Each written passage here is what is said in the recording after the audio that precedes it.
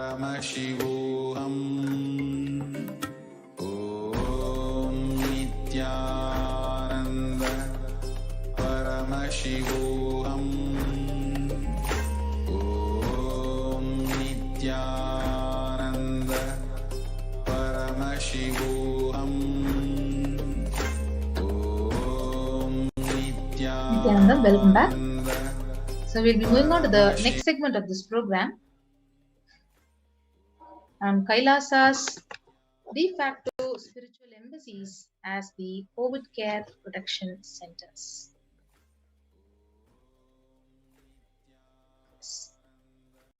So what is the status of the world today? If you see, the Human Rights Watch reported that more than 1.5 billion students are out of school every day.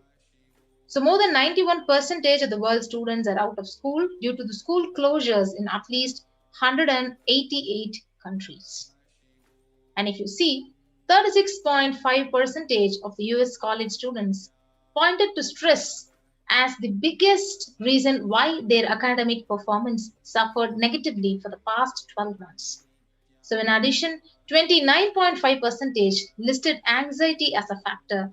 For American middle schoolers, 61% of the teens admitted feeling a lot of pressure to get good grades. So approximately 1.27 billion learners are currently affected due to the school closures in response to the pandemic, according to the UNICEF monitoring, and 46 countries are currently implementing nationwide closures, and 27 are implementing local closures, impacting about 72.9% of the world's student population.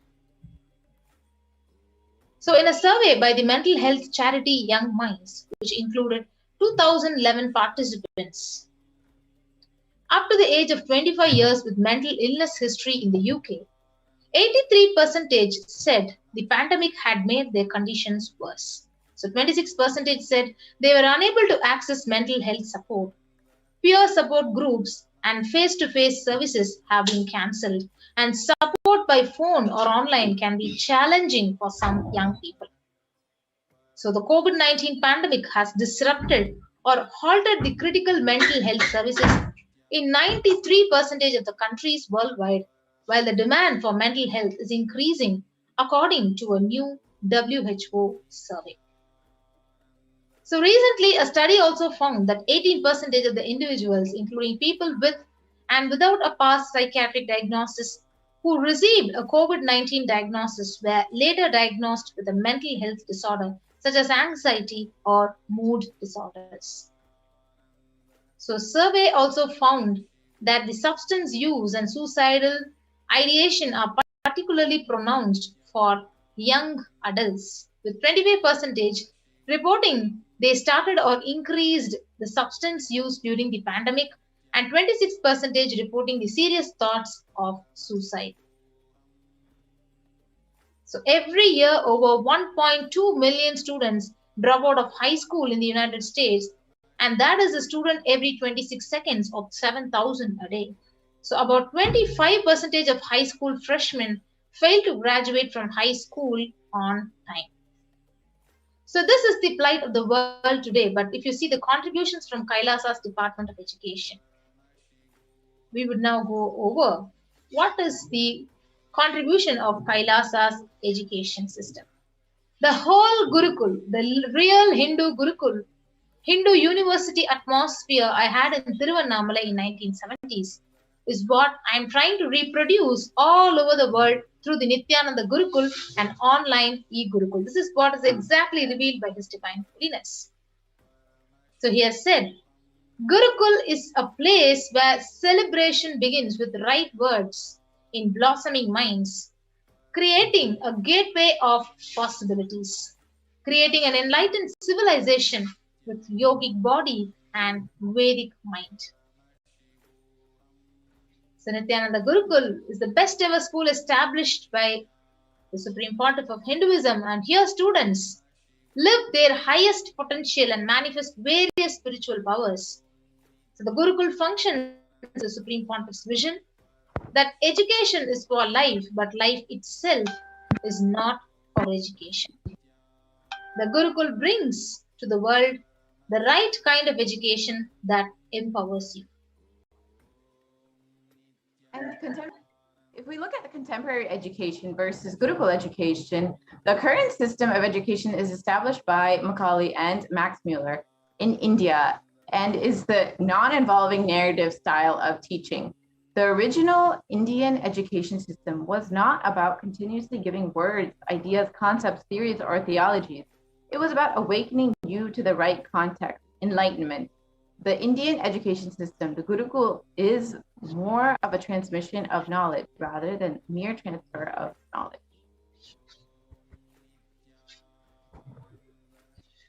So whether others educate you or you educate yourself, if you plan everything based on the best of you, it is called as specialization. So the Gurukul ambience is for specialization and not for generalization. So it is for specialization, and dilution, which happens due to generalization, can be avoided just by the Gurukul system of education.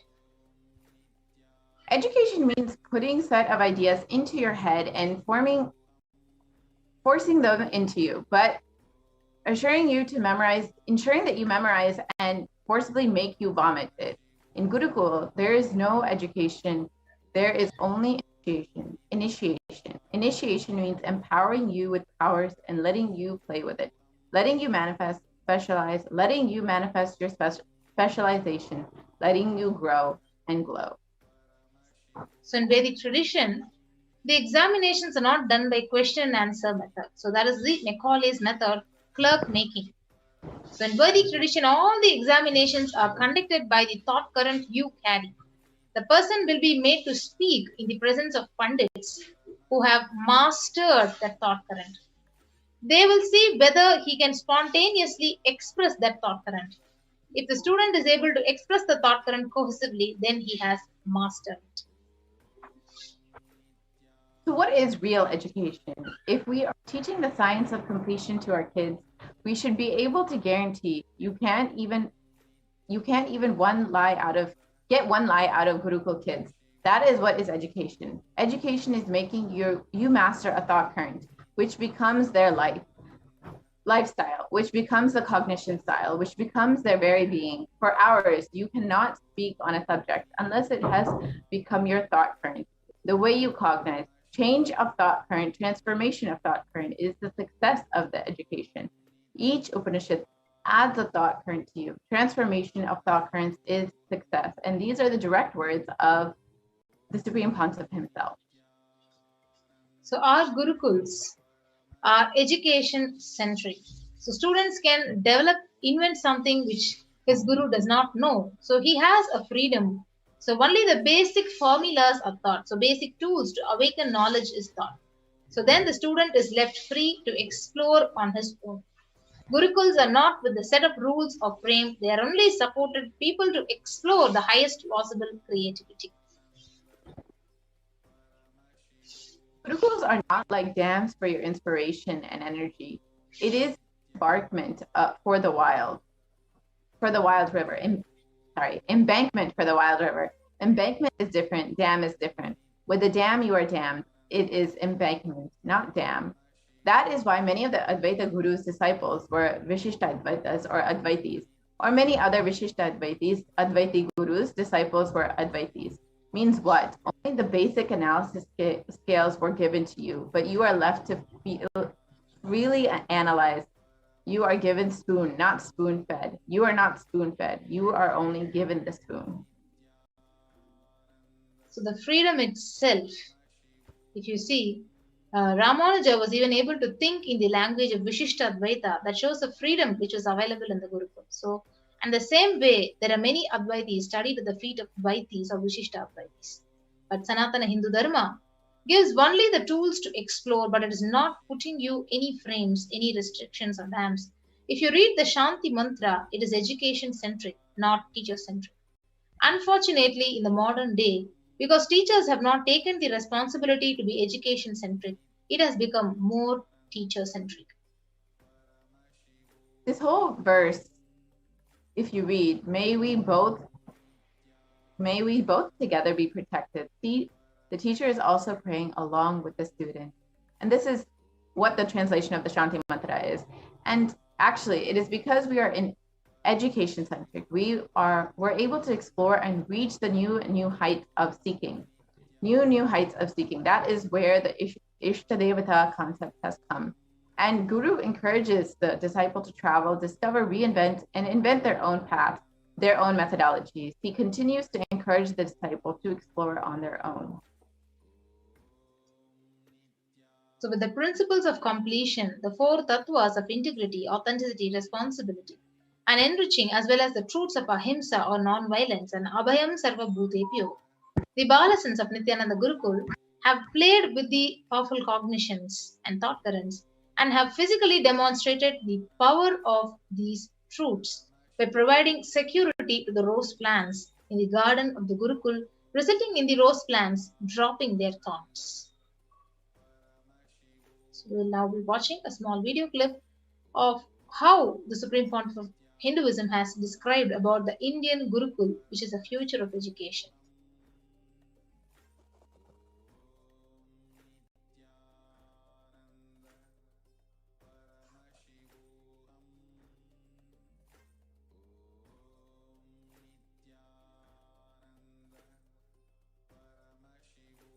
Now it is time,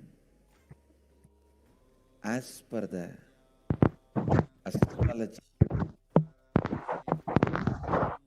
he can rule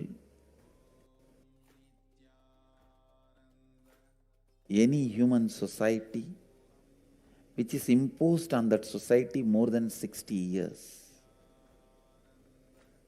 Now 60 years is over for the non-involvement narrative education system. I am telling you, future is Gurukul system. The future of education is where the teachers and students live together in one place. If needed, let the parents also stay there. But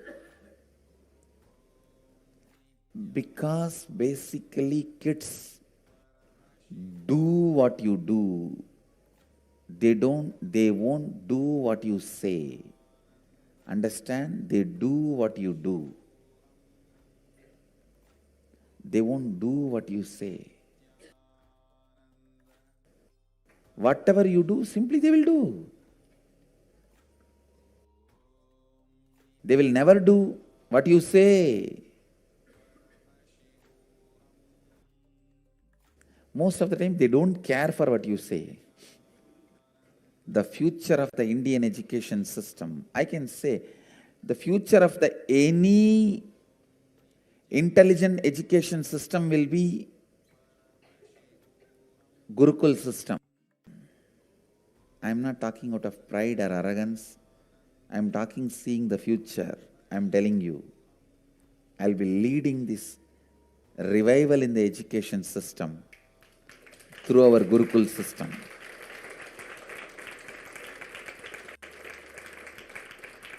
Through our Gurukul system. It is going to be the Gurukuls. In Indian education system, complete involvement is required from the side of the teacher and the student. Student need to study the teacher. Teacher need to study the student. Understand? After thoroughly studying the student, teacher identifies the right subject in which the student will be successful. Few things are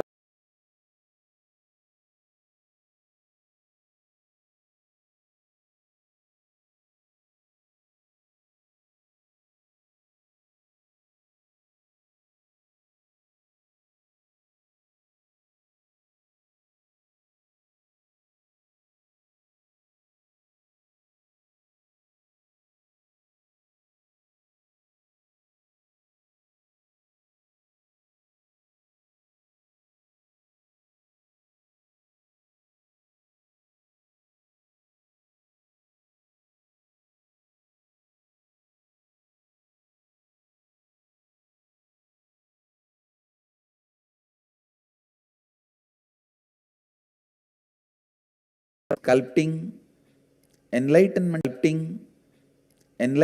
is the context. Indian education system is more of a transmission of the knowledge, not transfer of knowledge.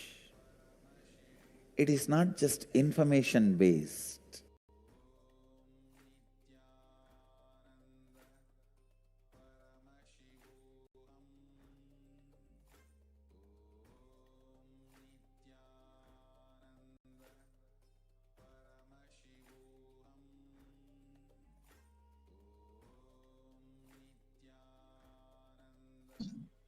So you can see in today's education is known to be the key factor to enabling the upwards socio-economic mobility and the strongest means of removing the poverty.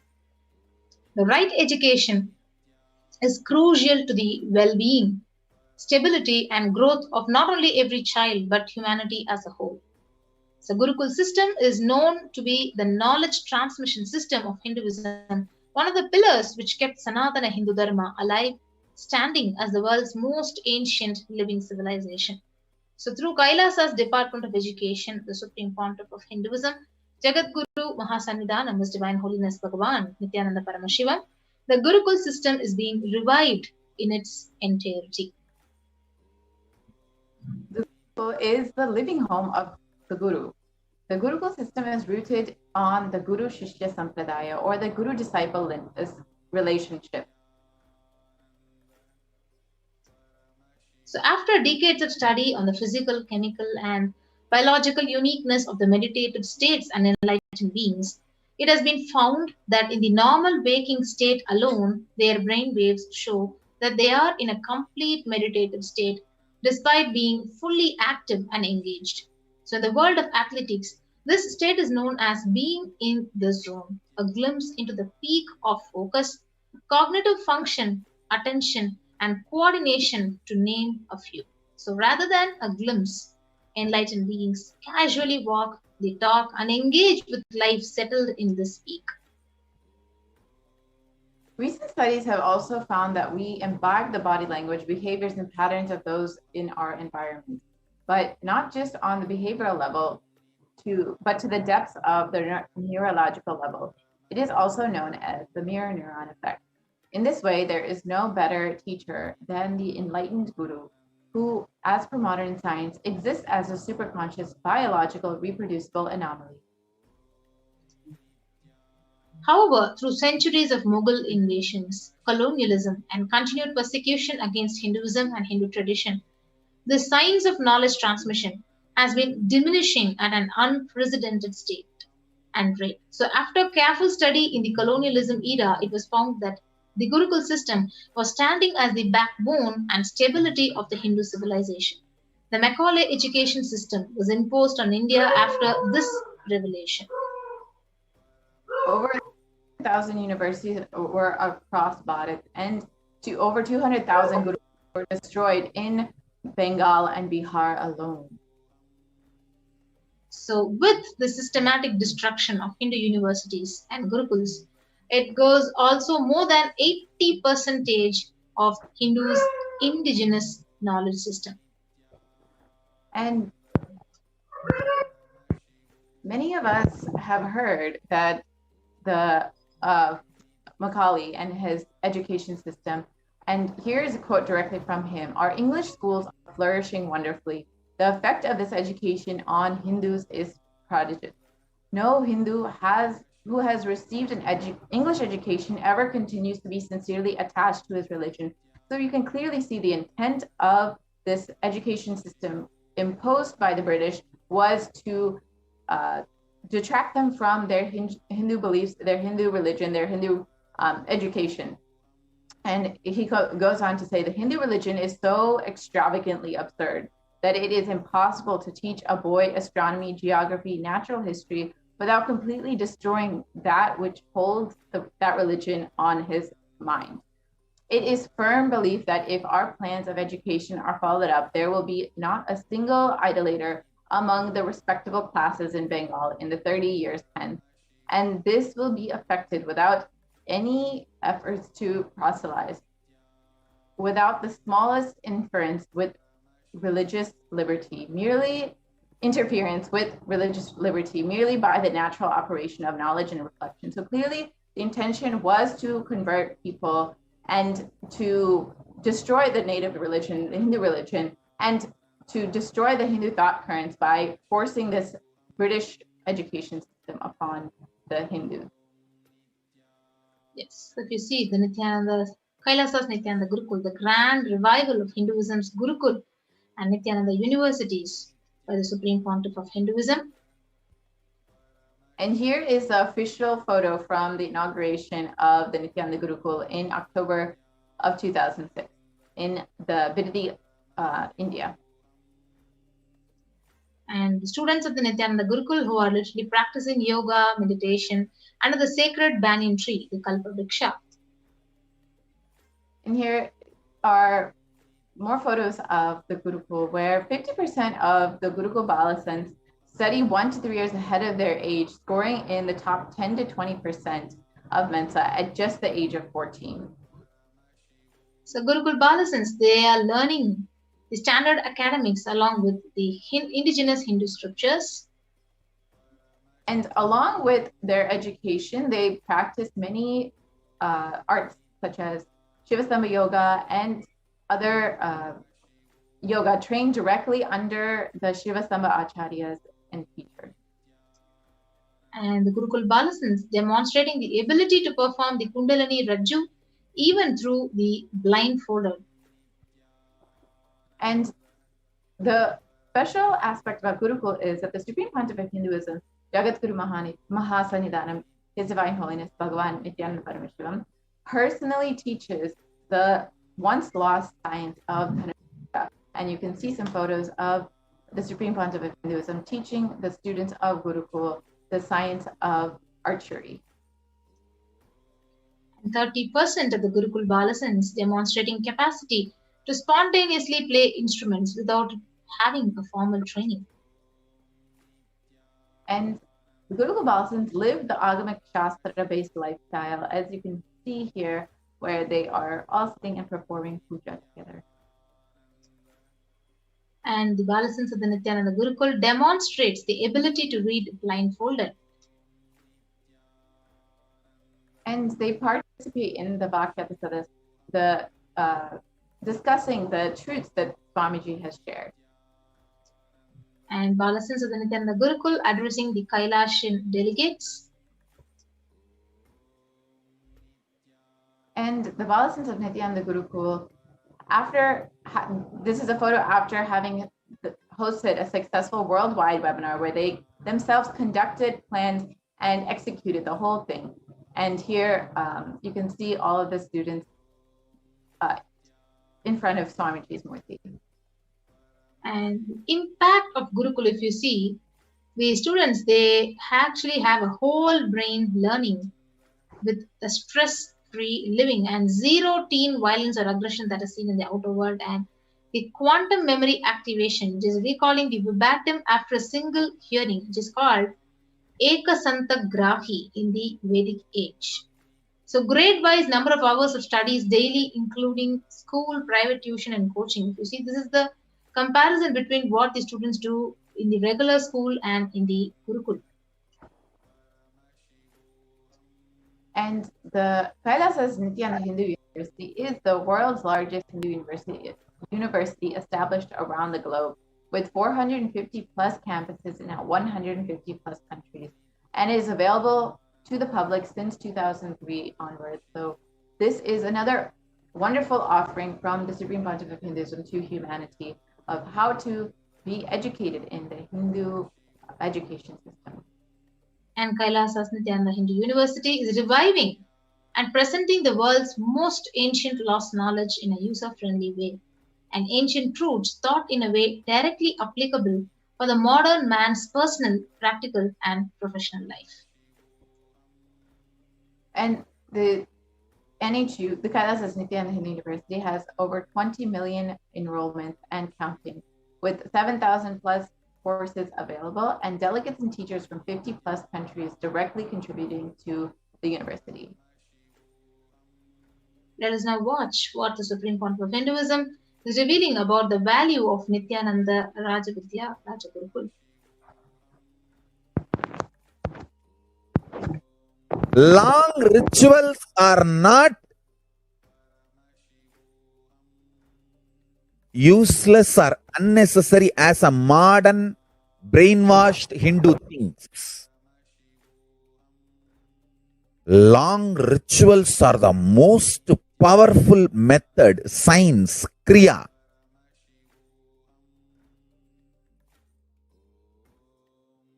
to awaken all the life energies. See, totally we have 21 life energies. I will describe all the 21 like a fundamental principal forces of life, like gravity, how all these are fundamental forces, principal forces externally. Internally, there are 21 life energies. Ability to visualize, ability to make decision. All these 21 is given to you, but you use them accidentally. That is why your life is full of accidents. Your marriage is accident, wealth is accident, life is accident, money is accident. Very less is planned, much is accident. And I tell you, I have seen people become thieves by not knowing the power of their life energy. I tell you, thief is the cheapest way to exist. I tell you.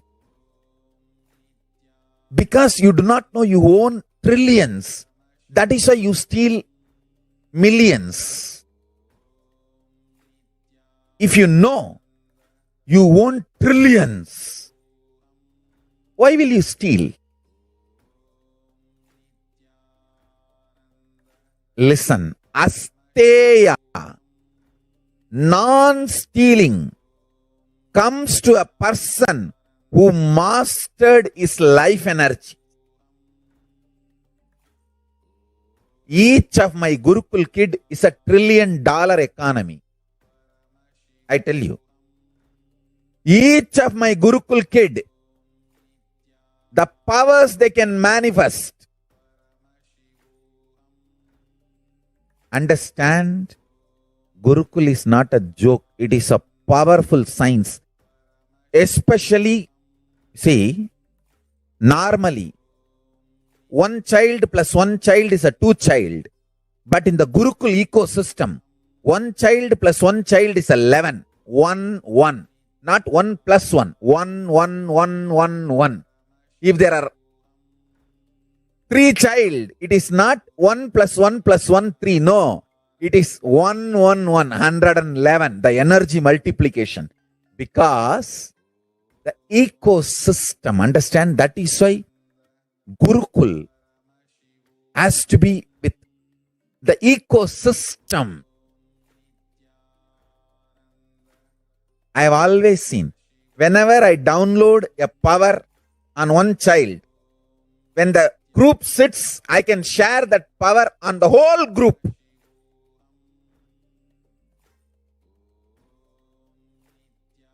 Because when team of kids or balasans or sannyasis or brahmacharis, when they sit as one team, it is very easy for me to just like a lightning pour the energy on them. Understand? The Sankhya of life energy is different. The multi-dimensional logic of life energy is different. People cannot understand this Sankhya. The multiple life energies,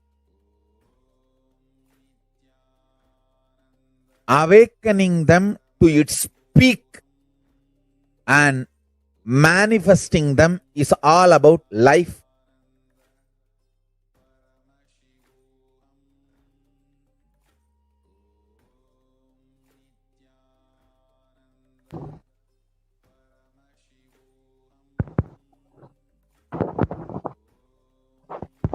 So, despite the relentless attacks against the life, the character and image of Supreme Pontiff of Hinduism, he goes on sincerely contributing everything he has for the world. From the field of nutrition to the field of education, from protection to religious freedom to revival of indigenous traditions, the Supreme Pontiff has sincerely contributed in every facet. And this has not gone unnoticed by the world's dignitaries and leaders and multi faith diaspora. And as per Devi's revelations on the 12th of May 2021, I came as Nijavatara. I am blessing you. Listen, people, listen. To do good to all of you, I have taken the form of Nithyananda and came down as Nijavatara. People of India, listen carefully, listen. Time after time, Bharatam is Jnana Bhumi, where enlightened beings come. We cannot make Jnana Bhumi as infertile. Enlightenment beings have to come.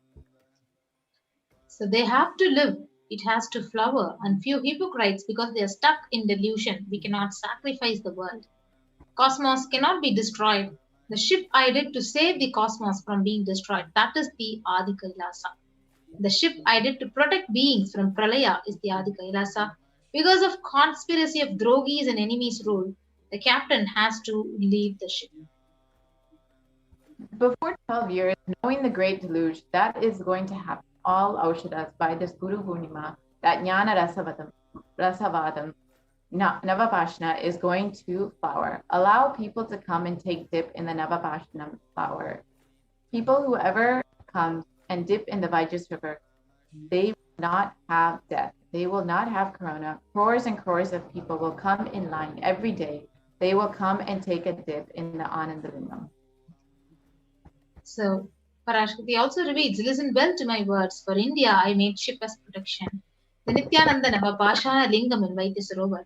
Go to Adi Kailasa. O Indians, listen. All those regretting losing Nithyananda Nijavatara without confusion and without talking just as lip service, go to Adi Kailasa. Scores of people will come there looking for help. The Navapashana water, feast, and medicine to get health and protection and enlightenment. To protect India from this great destruction, I, Parashakti, made this huge ship. Even if the captain is not there, the ship is there. Yes, so when all the countries, first world countries, are closing their borders and schools during a massive global emergency, today, Kailasa has opened its doors to all of you without any exception.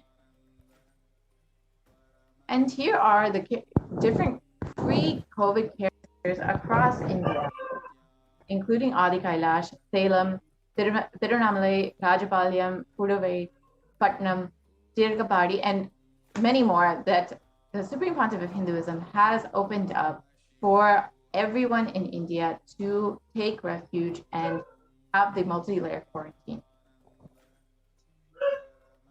So we could see the multiple free COVID care centers which are opened across India, various social services offered during pandemic in Kailasa's de facto spiritual embassies across India, the spiritual services offered during pandemic in Kailasa's de facto spiritual embassies across India, and cosmic revelations on the global pandemic.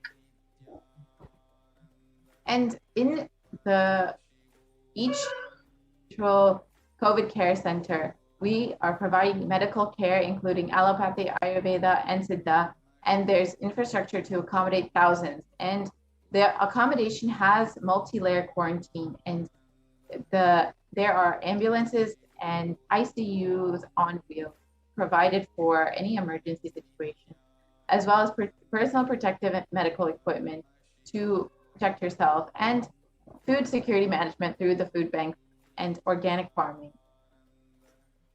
Yes, so you can join any of these COVID care protection centers and protect your life and register through the link kailasa.org/Kailasa Care. And Kailasa has been providing education services amidst the massive global emergency. The Department of Education of Kailasa is providing academic as well as spiritual educational services physically for all kids residing in Adi Kailasa Sabinpita and virtually for a number of kids through the e-Gurukul program. With more than 1 billion kids not having access to education in the midst of this global pandemic, Kailasa has taken both the spiritual and academic responsibility to enrich and provide these services. So you can join these COVID care protection centers and register through the link kailasa.org/kailasacare. So with that, we come to the conclusion of this segment of this program, and we'll take a short break before the next segment of the program begins.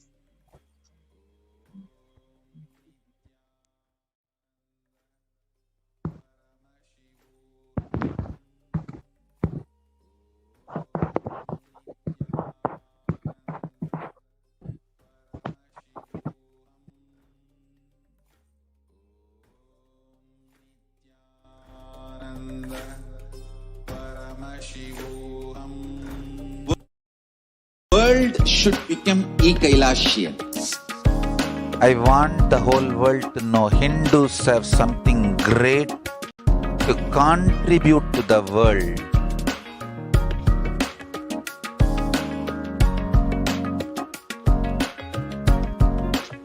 We have something great to contribute to the world. Let us do that.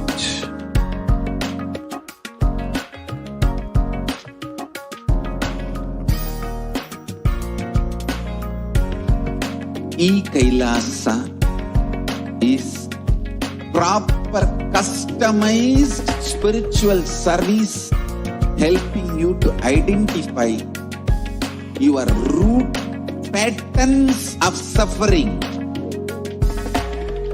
We have perfected the science of helping every individual from every cultural, religious, nationality background.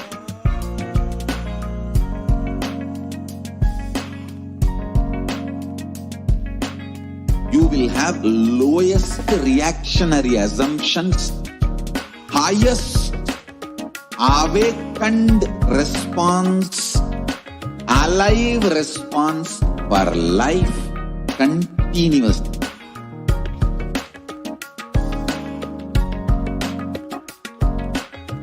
Kailasa is enlightenment ecosystem, literally enlightenment itself in your own home, wherever you are.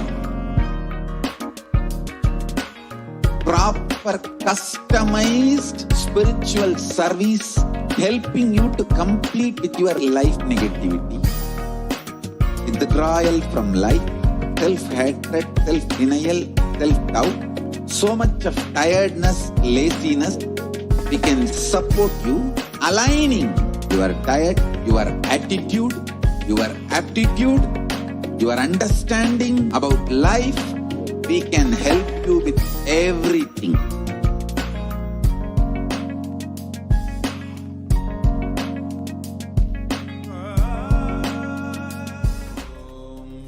Nithyananda Paramashivoham.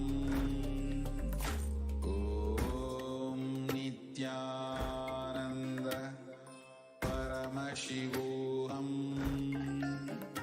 Om Nithyananda Paramashivoham. If you are interested in enlightenment, we will immediately bring this to you.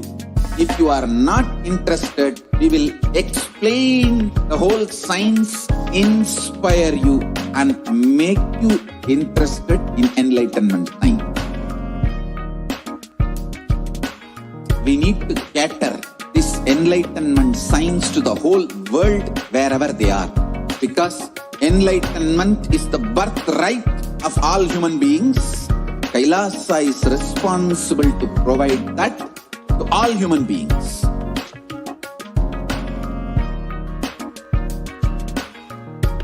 Kailasa is the totality of the knowledge I received from my gurus and practice manifested in my life, perfected by teaching millions of people from all cultures, time zones, backgrounds, genders, nationality, race, from every creed.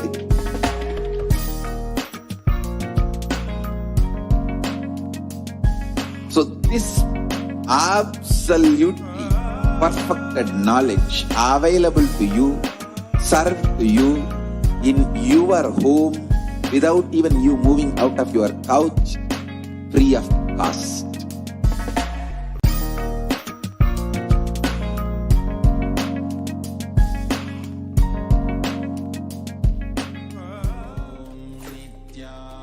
Nithyananda Paramashivoham.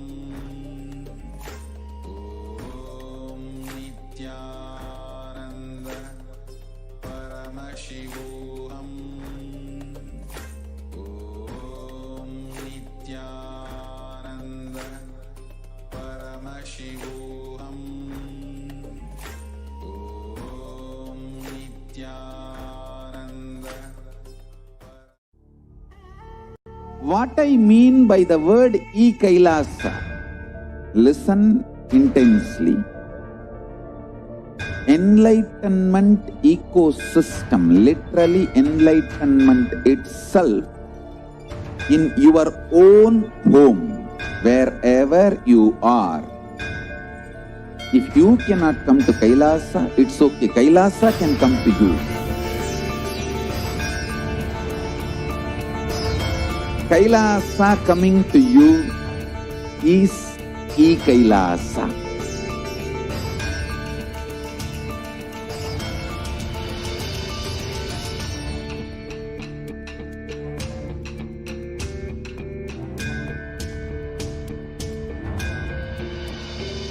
I will revive Hinduism.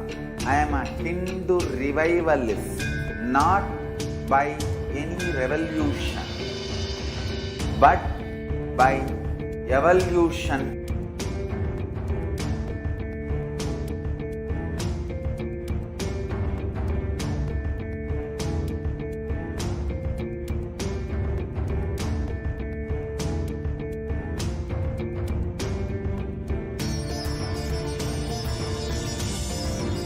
And setting model community.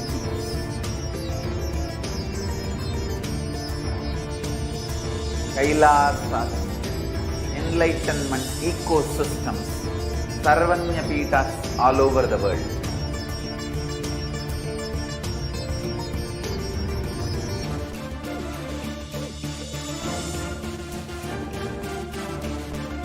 All powerful cognition, knowledge, only when you live, power manifestation and possibilities manifestation happens.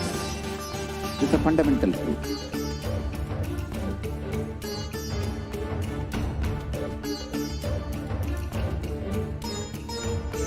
Hinduism cannot live exclusively as one sampradaya. No. All sampradayas of Hinduism is an ecosystem.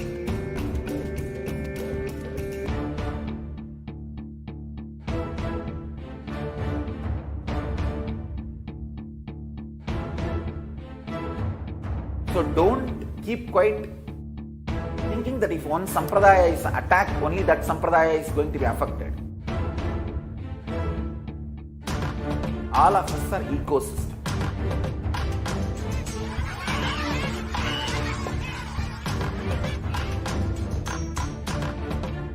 I invite all of you to get involved and enjoy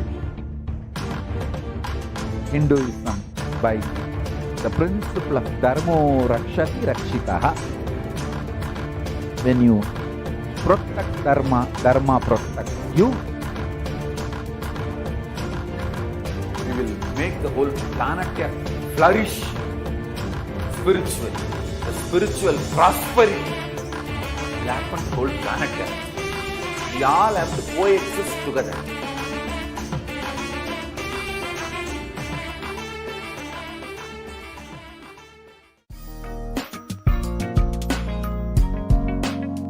We get you health. We get you ability to build beautiful relationships in your life. We get you direct spiritual support, and we make sure you become wealthy.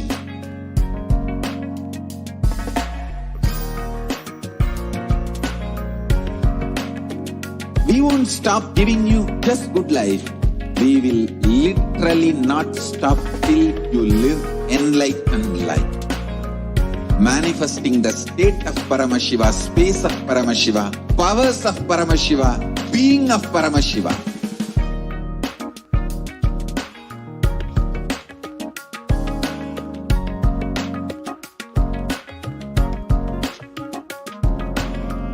Whole world should become Kailasians.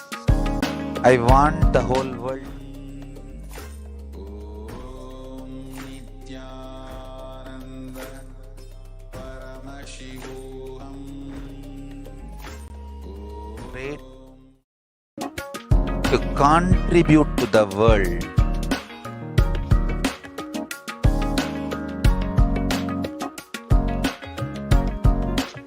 We have something great to contribute to the world. Let us do that.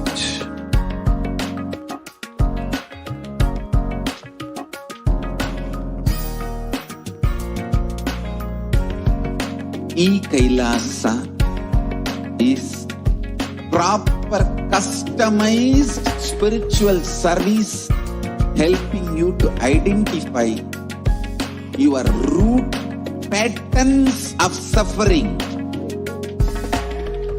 We have perfected the science of helping every individual from every cultural, religious, nationality background.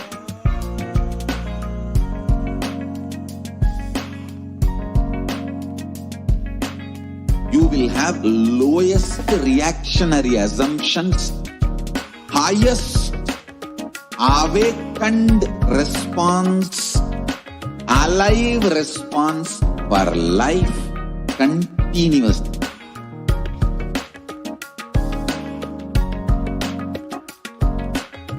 Kailasa is enlightenment ecosystem, literally enlightenment itself in your own home, wherever you are.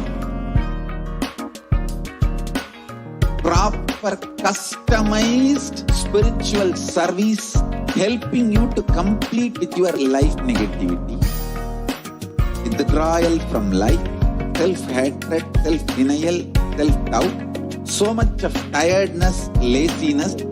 We can support you aligning your diet, your attitude, your aptitude, your understanding about life.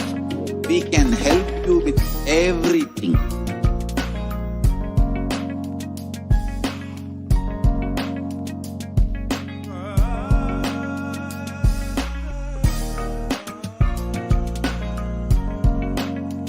If you are interested in enlightenment, we will immediately bring this to you. If you are not interested, we will explain the whole science, inspire you, and make you interested in enlightenment time. Paramashivoham.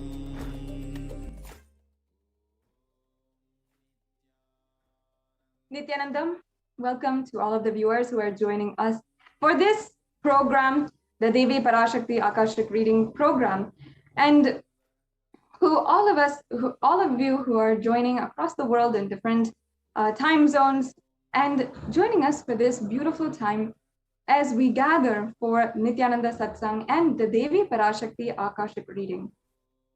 Every day at this time, we request the time listening from all of the viewers across the world, all the Kailasians and the Hindu diaspora who is listening in across the world, to listen to the story, untold story of the Hindu Holocaust, what the Supreme Pontiff of Hinduism has undergone for the last more than 2 decades, continuously being berated by incessant lawfare, brutal attacks to every single adinam, and over 70 assassination attempts to mob lynch him, attempts to arrest him illegally and put him under torture in order to force a false confession out of him, the Supreme Pontiff of Hinduism, and ultimately destroy the last hope for Hinduism. We have literally been seeing over the last 2 decades how continuously the Supreme Pontiff of Hinduism is undergoing the most amount of persecution, more so than any leader who has done for the humanity, good for the humanity. And ultimately, why he is doing what he is doing, why he is sacrificing so much, is for the revival of Kailasa, the revival of the Hindu civilization. Now, yesterday, the previous segment that we were discussing and presenting to each and every one of you, the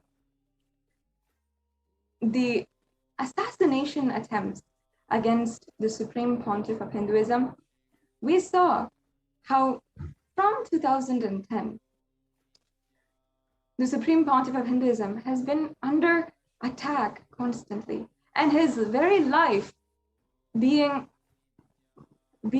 absolutely taken for granted, his being and him as even just, if you consider him as a human being, even just dehumanizing him.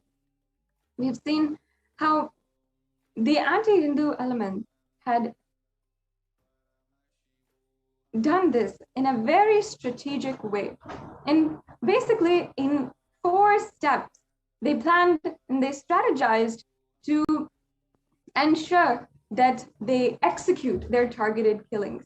And the United Nations even understands and specializes in the topic of targeted killings and assassination attempts against leaders of religious minorities and leaders of communities who are under threat and who are endangered because of continuous oppression by terrorist movements. So in their strategy, they have 4 steps.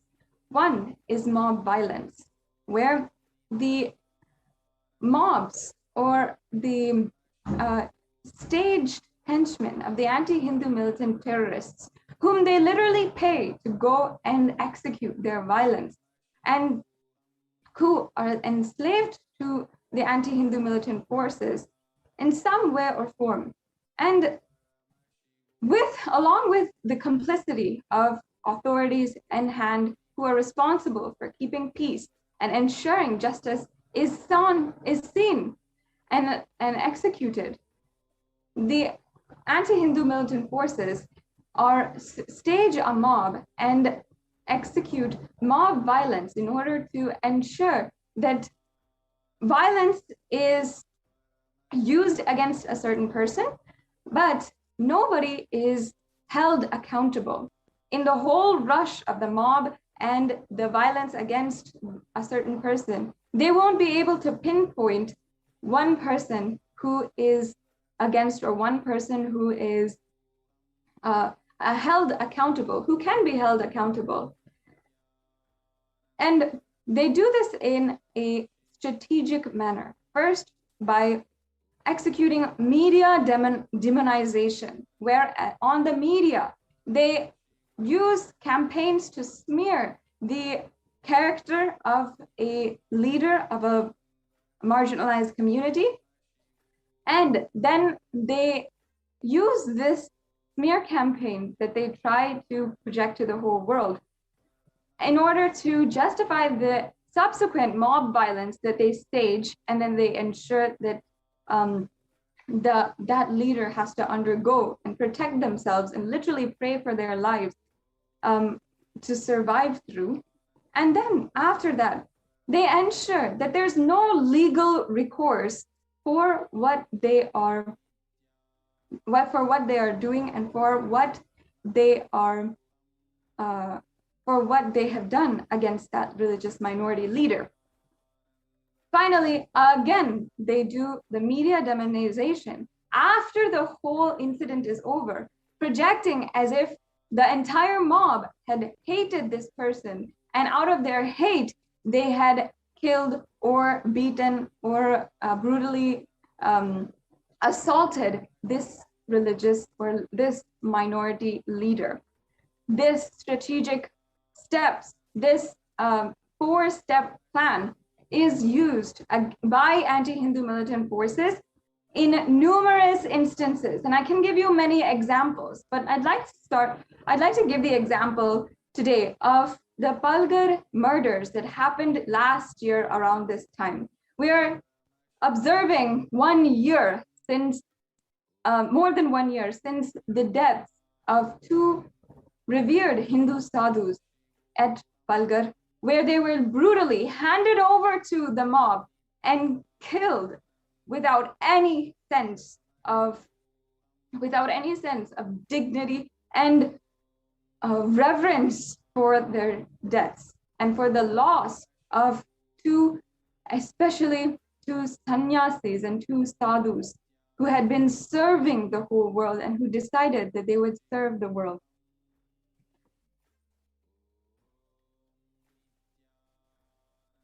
And we saw first how the media demonization happened well prior to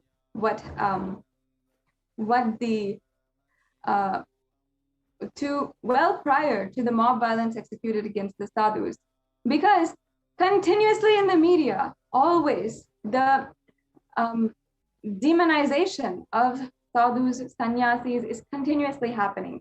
And this is a strategy of the anti-Hindu owned media mafia of India.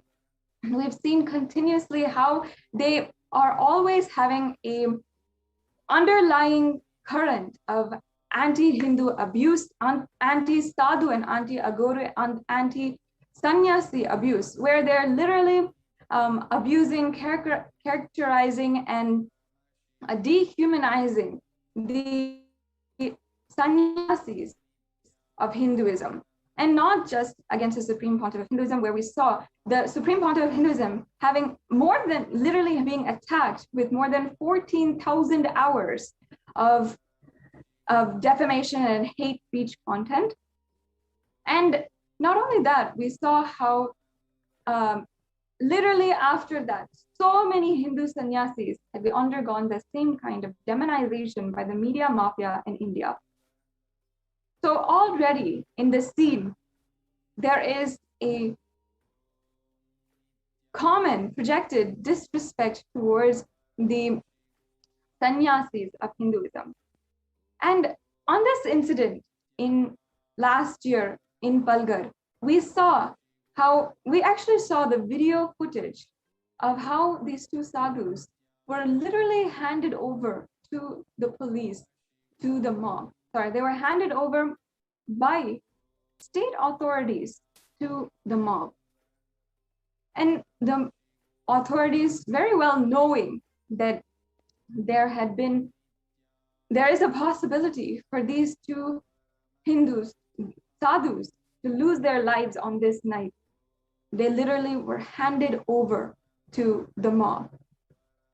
And there was absolutely horrifying footage of these sadhus desperately trying to protect themselves against a ferocious and terrifying, horrifying mob running in all directions, trying to seek protection.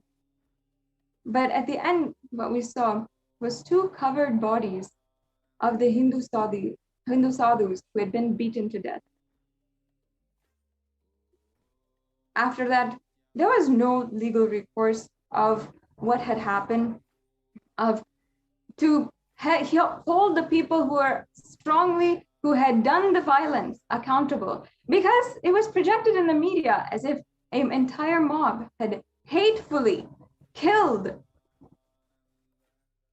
2 Hindu sadhus, and whom these sadhus they projected in the media as thieves and literally as if they were beggars.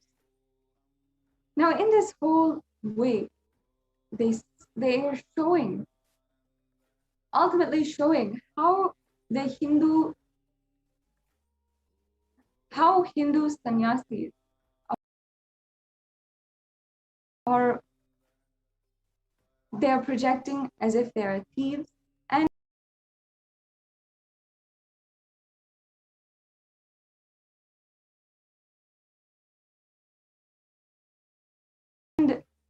trying to make them less than who they are, decharacterizing them, assassinating their character, and trying to project after the whole incident, after their death, as if, oh, it was just the death of two thieves, and we have the right to kill them.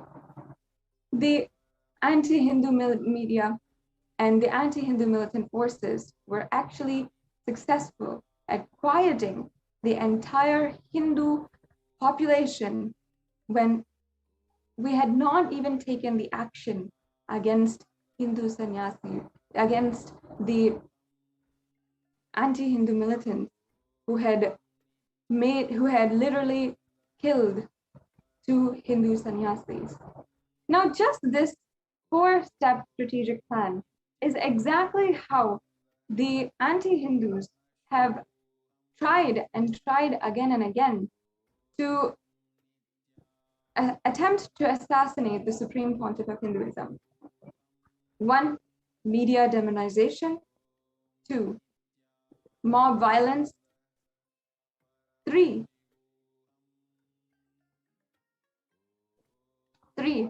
ensuring that there would be no legal recourse. And 4, again, demonizing them in the media to ensure the job was complete. The anti-Hindus have this extremely well thought out plan to ensure that the crimes that they do against Hindus is entirely silenced and projected in the media and made as if it is such a great thing that they're doing, getting rid of the vile people of society. But what the truth is that the most giving, dedicated, servicing people of the whole nation, the Hindu sannyasis, are being killed in the hands of the anti-Hindu militant forces. And this is how the anti-Hindus have literally targeted Hindu leaders in so many different circumstances. Today, we'll be continuing on the segment on the targeted killings and assassination attempts against the Supreme Pontiff of Hinduism, continuing on from 2010 until 2012, and we'll be understanding how after 2010, in 2012, we had continuously been going and seeing the most brutal violence against the Supreme Pontiff of Hinduism. So we will now be continuing on to the next years of assassination attempt against the Supreme Pontiff of Hinduism, presenting to each and every one of you about how they have continuously been targeting the Supreme Pontiff of Hinduism and wanting to eliminate the Supreme Pontiff of Hinduism entirely. We'll be right back with you after a few minutes, and please take a few minutes to share the link in the scroll below and share with as many people as possible the truth about the persecution of the Supreme Pontiff of Hinduism. We'll be right back with you after a very quick break.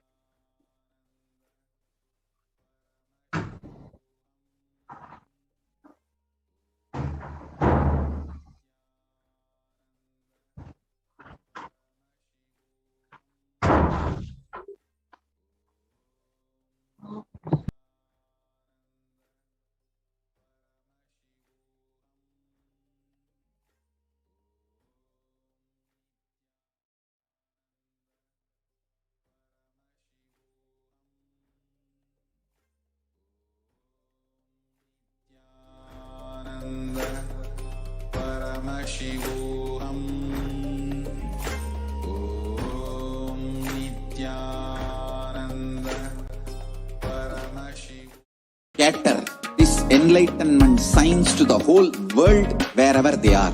Because enlightenment is the birthright of all human beings. Kailasa is responsible to provide that to all human beings.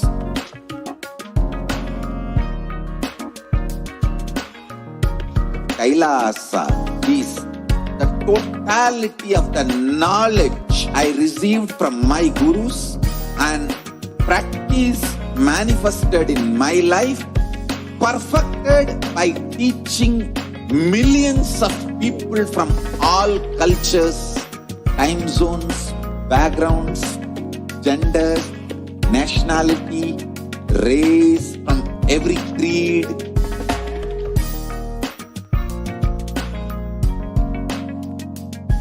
So this absolutely perfected knowledge available to you, served to you in your home without even you moving out of your couch, free of cost.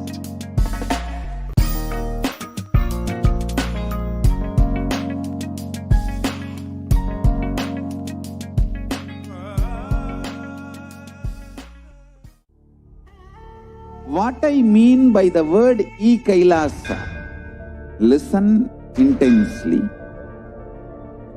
Enlightenment ecosystem, literally enlightenment itself, in your own home, wherever you are. If you cannot come to Kailasa, it's okay. Kailasa can come to you. Kailasa coming to you is Kailasa.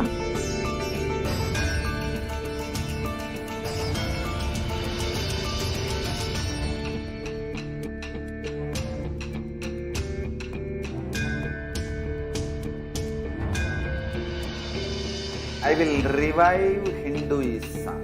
I am a Hindu revivalist, not by any revolution, but by evolution.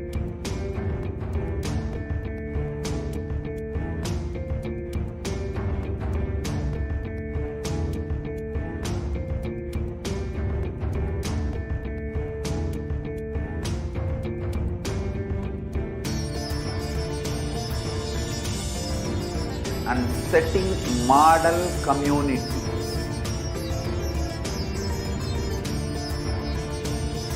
Kailasa, enlightenment ecosystems, Sarvanya Pitas all over the world.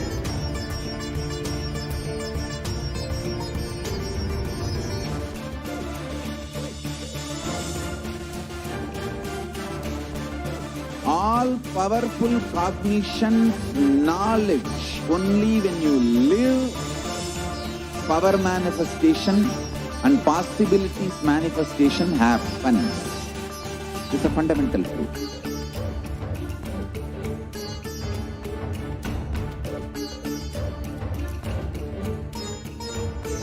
Hinduism cannot live exclusively as one sampradaya. No.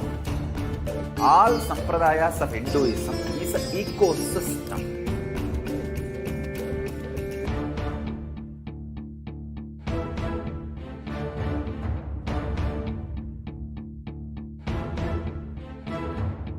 So don't keep quiet thinking that if one sampradaya is attacked, only that sampradaya is going to be affected. All of us are ecosystem.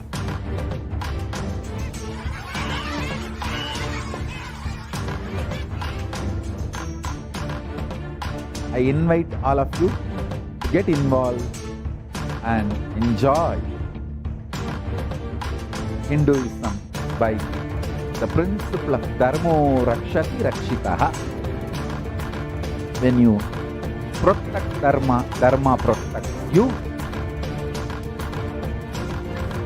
We will make the whole planet flourish spiritually. The spiritual prosperity will happen to the whole planet. We all have to coexist together.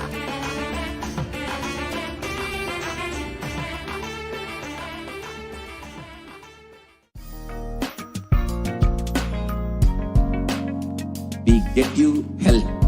We get you ability to build beautiful relationships in your life. We get you direct spiritual support, and we make sure you become wealthy.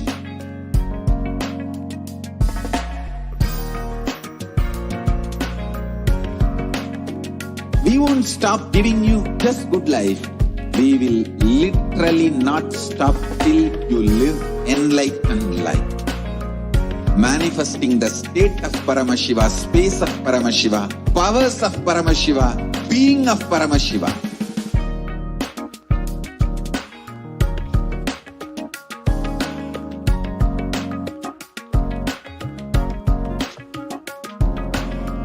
Whole world should become Kailasians. I want the whole world to know Hindus have something great to contribute to the world.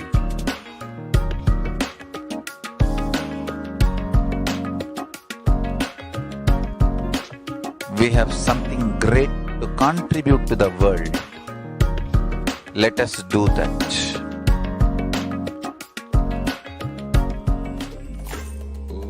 Om Nithyananda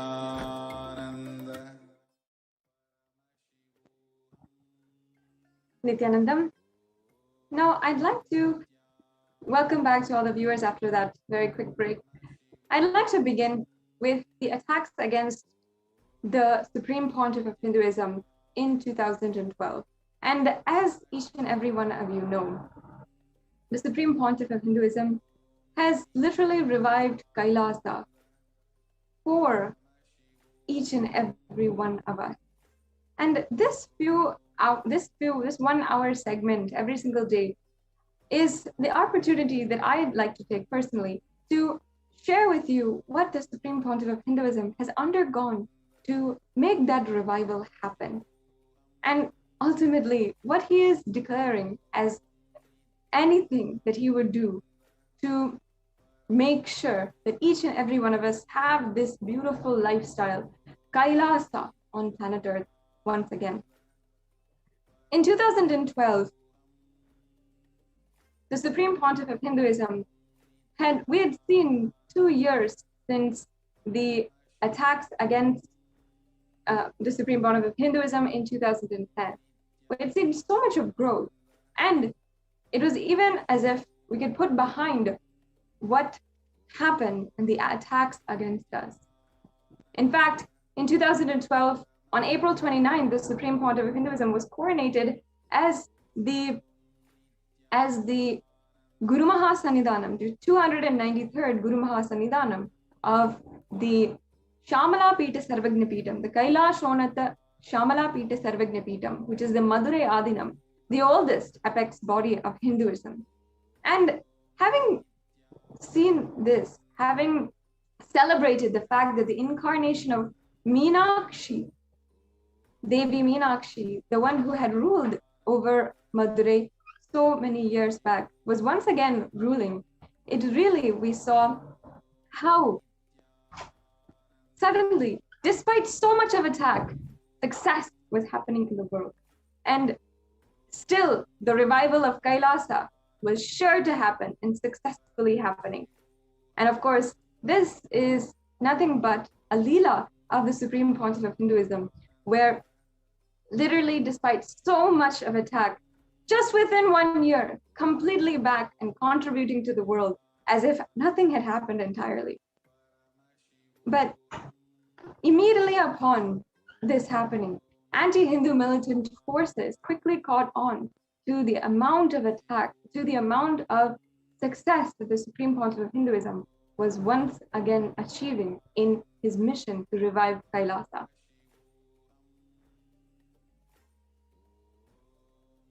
In this next segment, we will understand how in 2012, the anti-Hindu militant forces brought on 10 times more brutal attacks and tried to assassinate the Supreme Pontiff of Hinduism multiple times throughout the whole year. I request all the viewers to once again stay tuned and take a few minutes now to share the link in the scroll below for the about the persecution against the Supreme Pontiff of Hinduism. We'll be right back with you after a very quick break and continuing on in this segment.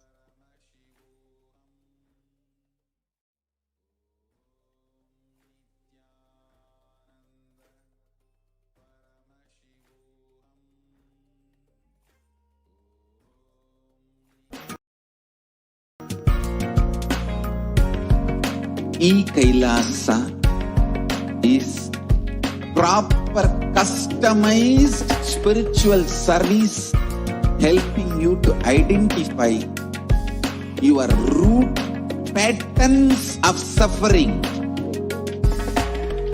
We have perfected the science of helping every individual from every cultural, religious, nationality background.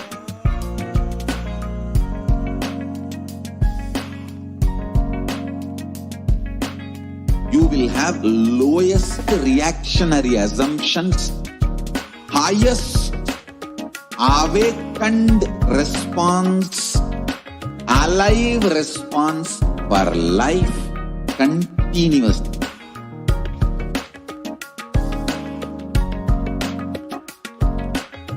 Kailasa is enlightenment ecosystem, literally enlightenment itself in your own home, wherever you are.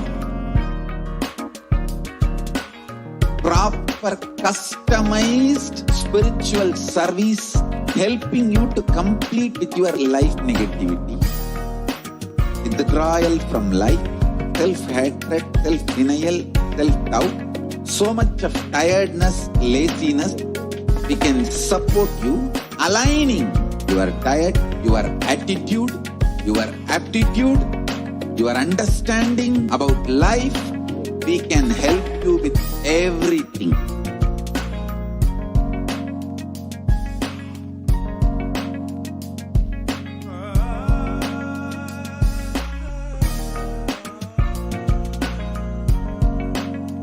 If you are interested in enlightenment, we will immediately bring this to you. If you are not interested, we will explain the whole science, inspire you and make you interested in enlightenment science. We need to cater this enlightenment science to the whole world wherever they are, because enlightenment is the birthright of all human beings. Kailasa is responsible to provide that to all human beings.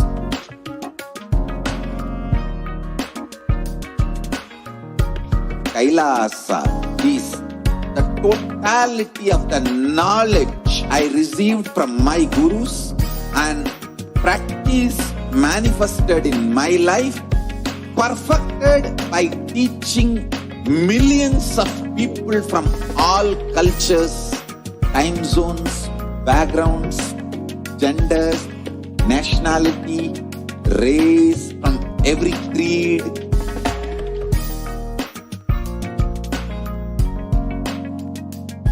So this absolutely perfected knowledge available to you, served to you in your home without even you moving out of your couch, free of cost.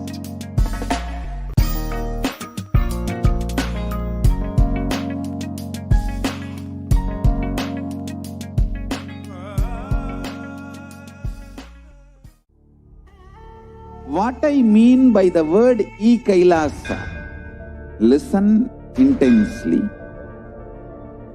Enlightenment ecosystem, literally enlightenment itself in your own home, wherever you are. If you cannot come to Kailasa, it's okay. Kailasa can come to you. Kailasa coming to you is Kailasa.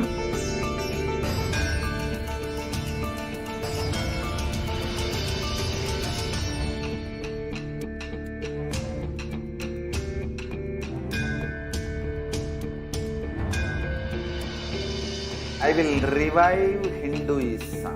I am a Hindu revivalist, not by any revolution, but by evolution.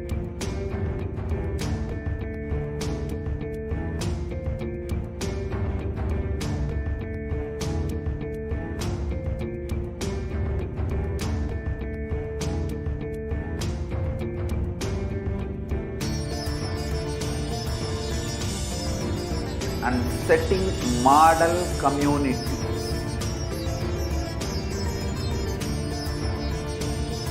Kailasa, enlightenment ecosystems, Sarvanya Pitas all over the world.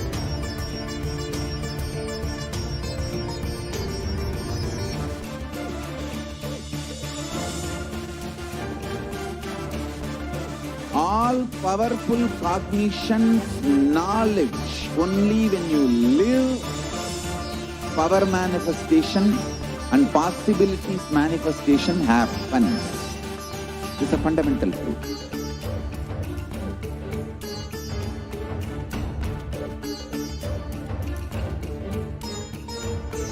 Hinduism cannot live exclusively as one sampradaya. No. All sampradayas of Hinduism is an ecosystem.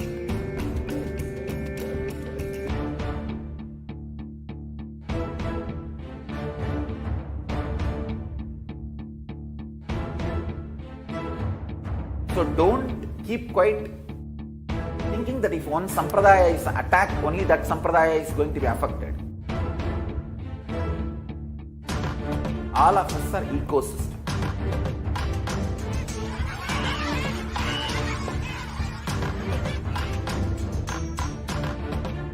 I invite all of you to get involved and enjoy Hinduism by the principle of Dharmo Rakshati Rakshitaha. When you protect Dharma, Dharma protects you. We will make the whole planet flourish spiritually. The spiritual prosperity will happen to the whole planet. We all have to coexist together.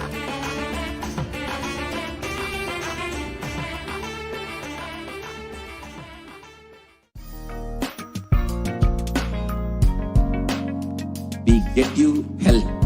We get you ability to build beautiful relationships in your life. We get you direct spiritual support, and we make sure you become wealthy.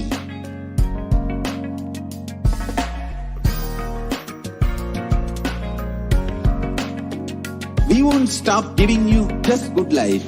We will literally not stop till you live enlightened life. Manifest.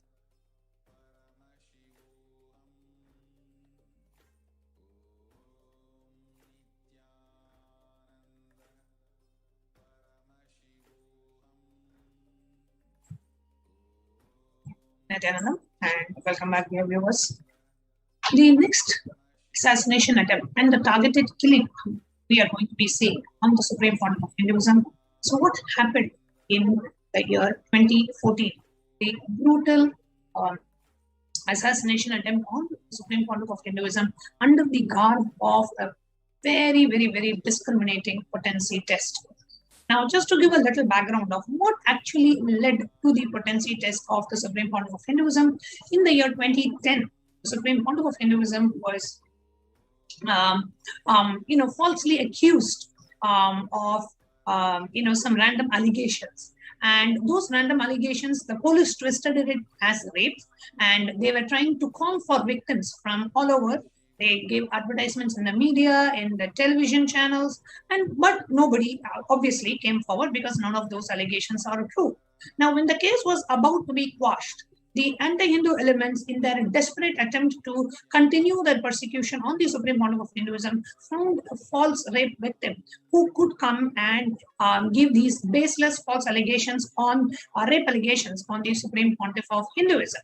And when the Supreme Pontiff was arrested, illegally arrested in 2014, the Supreme Pontiff very clearly told that he has a yogic physiology and they can do the medical test on his body to know that these allegations are not even possible, physically impossible, because of his yogic physiology of the Supreme Pontiff of Hinduism. And the police did do the test. The medical tests were taken in 2010 itself. However, the police blatantly lied that in 2012 that no medical test was taken and the Supreme Pontiff of Hinduism had to be subject to yet another medical test. And this time they were calling it as a potency test. And in 2014, the Apex Court of India, the Supreme Court, gave a judgment saying that the Supreme Pontiff has to subject himself to a medical test. Failing to do so, he would need to be arrested. So the Supreme Court of the Apex Court of India, the Supreme Court had given this order in 2014. And on the 8th of September 2014, this brutal medical test was scheduled. Now, early morning, the Supreme Pontiff actually left very early in the morning in a devotee's car.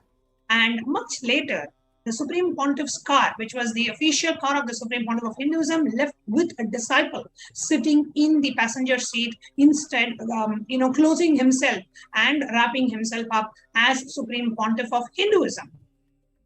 Then what happened is, as the Supreme Pontiff's car was leaving the monastery, the media elements started to hound the car. They started jumping on the car. They were putting their cameras into the dashboard of the car and they were surrounding the car from all sides and they tried their level best to actually stop the Supreme Pontiff from going to the medical test.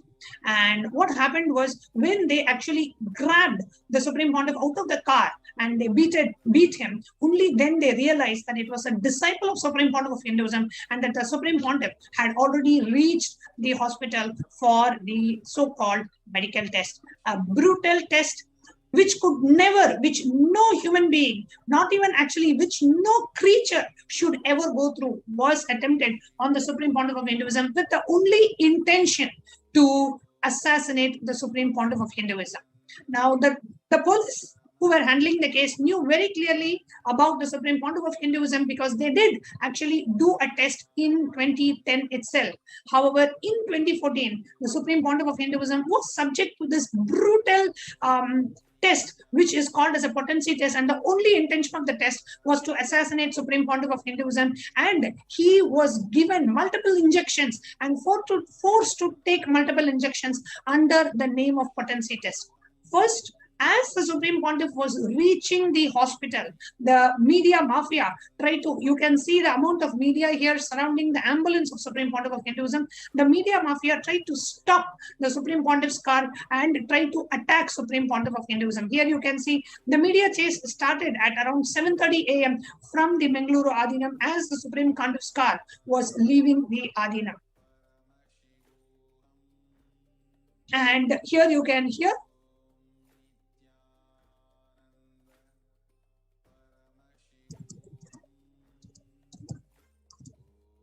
what really happened to the Supreme Pontiff's car just before the Supreme Pontiff was going to the medical test. Here you can see the car and the disciple sitting, wrapping himself up as the Supreme Pontiff of Hinduism in the car. And as they were going to the hospital, the anti-Hindu elements literally attacked the car from all sides, somehow wanting to first of all stop, and second of all wanting to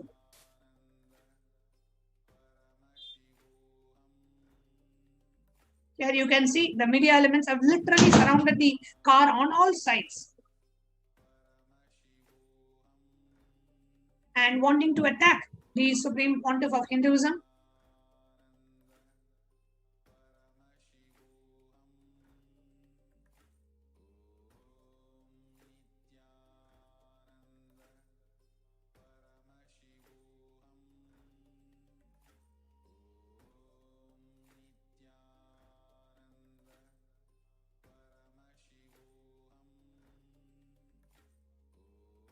And after the Supreme Pontiff reached the hospital as well, we can see the media literally hounding, when the Supreme Pontiff was in the hospital, continuously the media aired so much of hate speech and giving such nasty details of what is going on in the hospital. And we are going to be sharing more about the actual torture that was done to the Supreme Pontiff of Hinduism. Today, we want to focus on the assassination attempts. How many assassination attempts were attempted on the Supreme Pontiff of Hinduism? First of all, starting from the monastery to reach to the hospital, the car of Supreme Pontiff of Hinduism was attacked, and the media mafia pulled the disciple who was sitting in the passenger seat, thinking it was Supreme Pontiff of Hinduism. The media mafia pulled the disciple out and they literally beat him to death.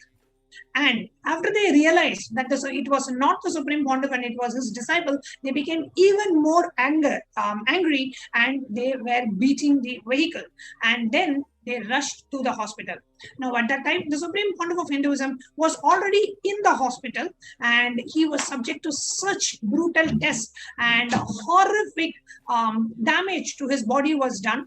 And they had injected him with cardiac arrest inducing injections. They had injected him with injections just to get the expected result of the medical test as such.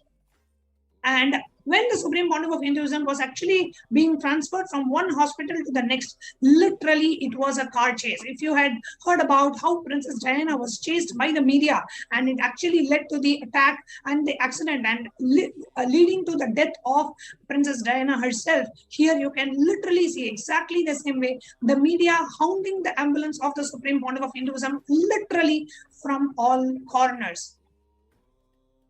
Literally from all corners, and they had only one intention. They somehow wanted to get to the Supreme Pontiff of Hinduism and use this medical test as a reason to directly attack on the Supreme Pontiff of Hinduism and make it look like an accident.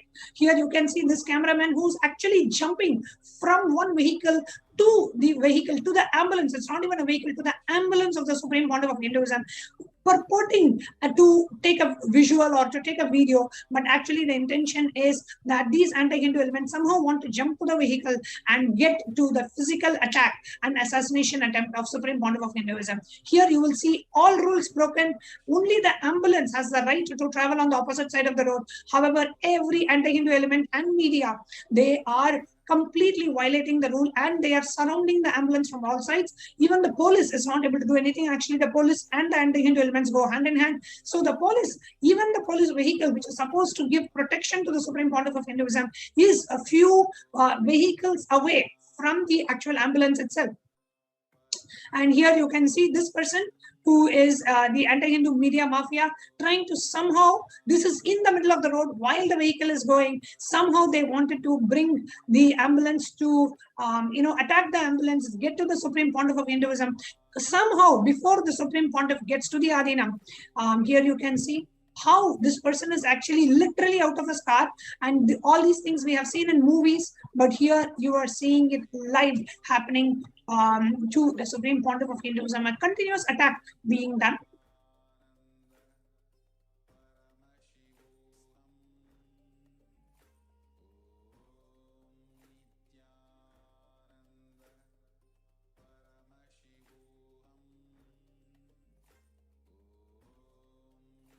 Here you can see one of the motor vehicles actually fell down and they were hit by the ambulance. And here one car is in the front, purposely blocking the ambulance. Actually, the ambulance has the right of the way. All cars, all vehicles have to go to the side, but that is a vehicle of the anti-Hindu element wanting to attack the Supreme Pontiff. Supreme Pontiff is inside the ambulance, and his body has been utterly damaged by what happened on that day. And the media mafia now has surrounded the ambulance from all sides. There is no way for the ambulance to go in the way it wants. It is being now literally, it is a car kidnapping. The media mafia is surrounded on all sides. They somehow want to only attack the Supreme Pontiff of Hinduism.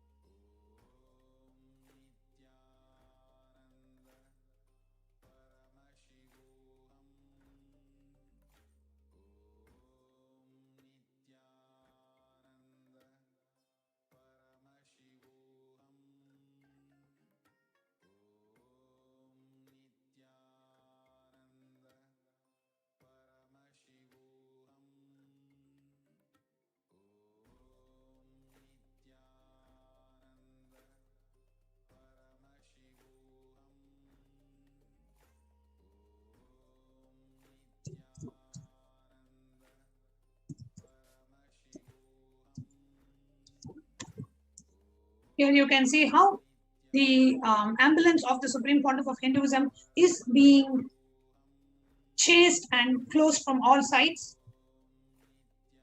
And now the hunt continues. The 40-kilometer stretch from Manivala back to Bidadi, the anti-Hindu elements did not want to give up. They did not want to miss any one chance. They didn't want to miss even one chance of leaving this opportunity to assassinate the Supreme Pontiff of Hinduism. Literally, you can see it was a mad chase. It was literally like a car surrounding the car from the Supreme Pontiff's ambulance from all sides. Somehow the media mafias are trying to get to the car. Under the pretext of airing it live, or under the pretext of taking the video footage, the whole intention is to get to Supreme Pontiff of Hinduism, and they did not stop till the gate, the very monastery gates of the Supreme Pontiff. And finally at the gate, when the car actually reached the gate, they staged yet another assassination attempt. The car in which the Supreme Pontiff traveled for the medical test was completely damaged. It was punctured and damaged, and it was broken, and you can actually see the bumpers dented and the glass broken. And that was the very same car the Supreme Pontiff traveled in the morning, and he could not travel back in that same car because the car was completely damaged.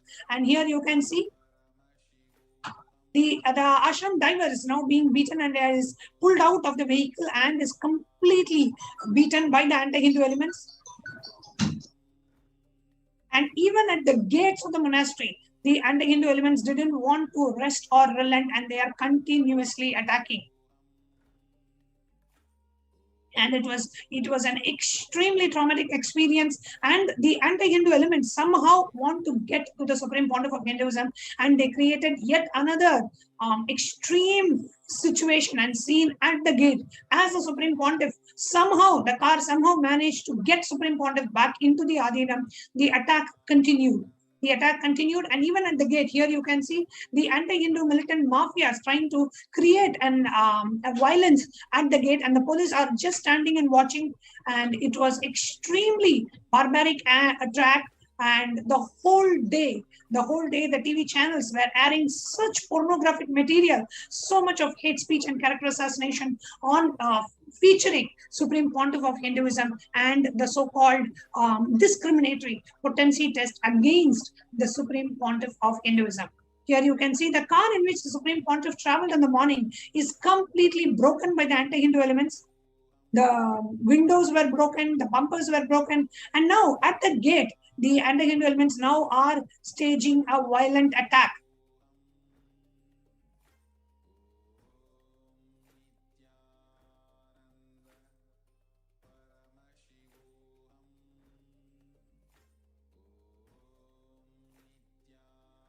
Here you can see the CCTV footage of how the violence is being erupted out right outside the monastery gates.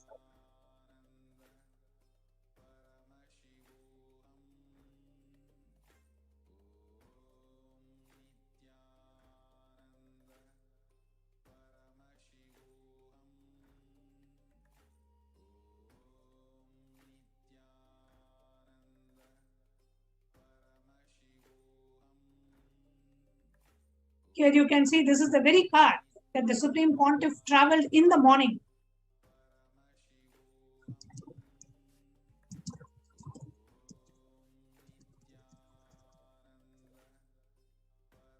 The car got completely damaged. Here you can see stones being thrown out, and you can see what on the right side, you can see something like a bullet shot on the vehicle, which has torn open the glass, which has pierced the back glass of the vehicle.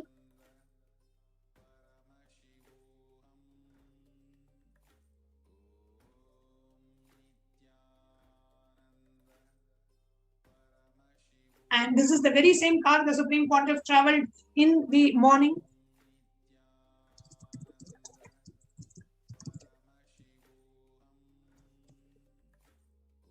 And the very same car was completely punctured. The dashboard was completely broken. In the backside, the glass was completely broken. The bumper is dented.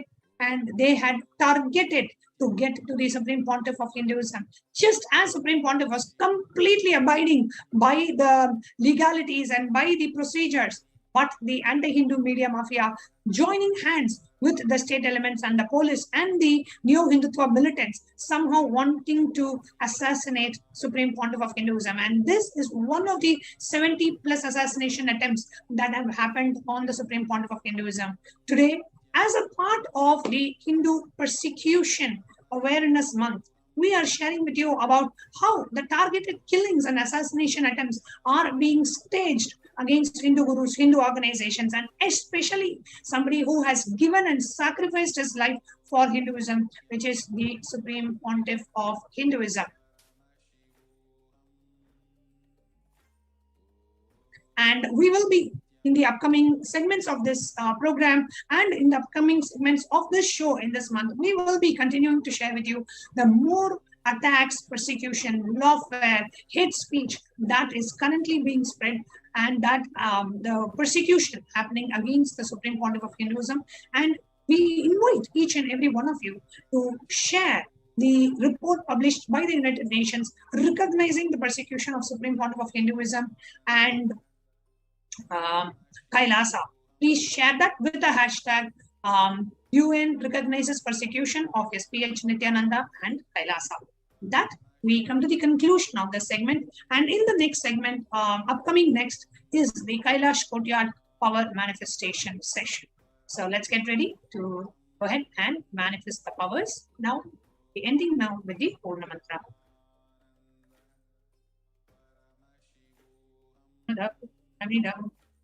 Purnamudachyate Purnasya Purnamadaya Purnamevavasishyate.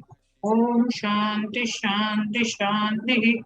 Hari Om Tat Sat Sarvam Bhagavad Shri Nithyananda Paramashiva Paduka Arpanamastu. Om Nithyanandam.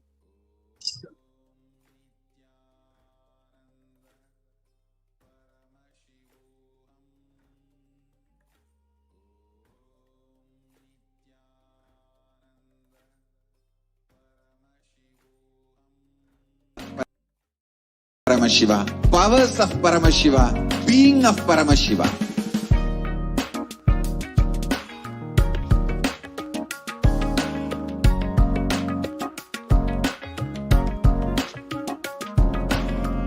Whole world should become Kailashians. I want the whole world to know Hindus have something great to contribute to the world.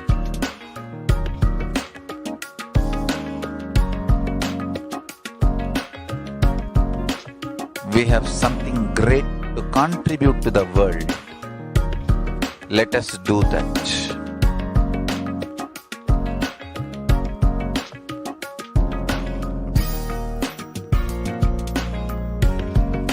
Kailasa is proper customized spiritual service helping you to identify your root patterns of suffering.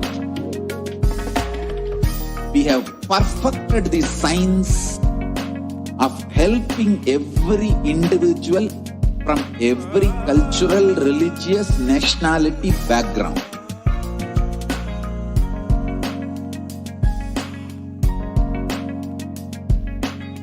You will have lowest reactionary assumptions, highest awakened response, alive response for life continuously.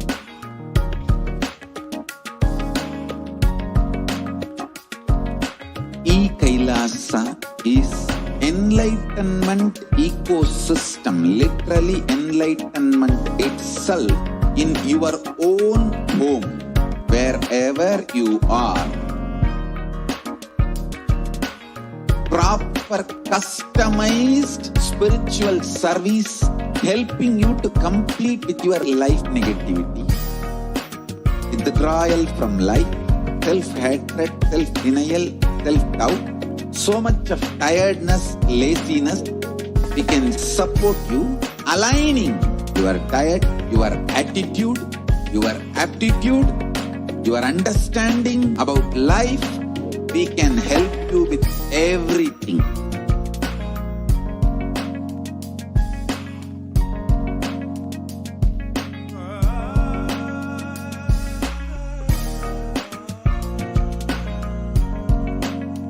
If you are interested in enlightenment, we will immediately bring this to you.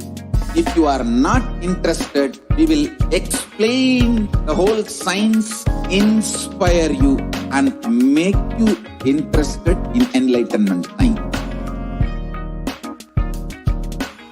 We need to cater this enlightenment science to the whole world wherever they are, because enlightenment is the birthright of all human beings. Kailasa is responsible to provide that to all human beings.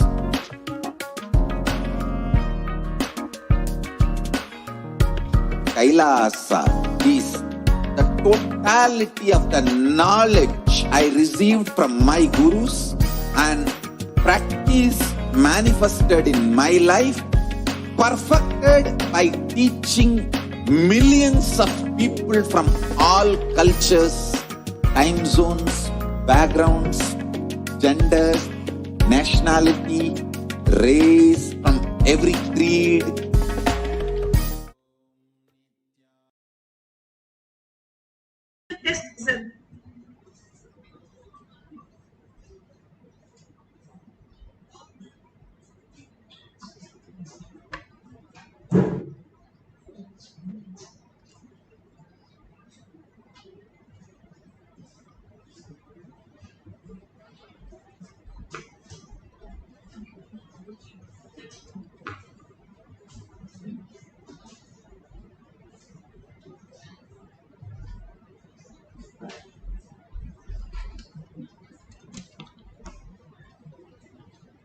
Of Hinduism, Jagadguru Mahasanidhanam, His Divine Holiness, Bhagwan Nithyananda Paramashivam.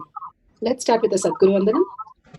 Nithyanandam Paramasukhanam Kevalam Jnanamurtim Dvandvatitam Gaganasadushnam Tattvamasya Laksham Ekam Nityam Vimalamachalam Sarvadi Sakshibhutam Bhavatitam Trigunarahitam Sadgurum Tam Namami. Let's go through the disclaimers. Security measures. No photography, video, audio recording. Important cautions.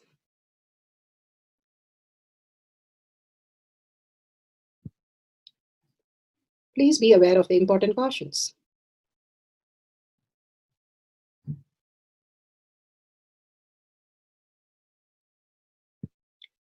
What is spa manifestation? Let's hear from Bhagwan himself explaining what is spa manifestation. All the 25 states of consciousness, when they happen in you, due to your chemicals and hormones ups and downs, it is powerlessness. When it happens in you, out of your free will and consciousness, it is powerfulness. That's all. When you fall into sleep, it is powerlessness. When you enter into sleep, it is powerfulness. When you fall into dream, it is powerlessness. When you decide to dream, it is powerfulness. So I have added the ultimate powerfulness, Turyatita, in your whole being and doing, manifest all the powers. Understand, power manifestation is nothing but cognitive shift. It is not work.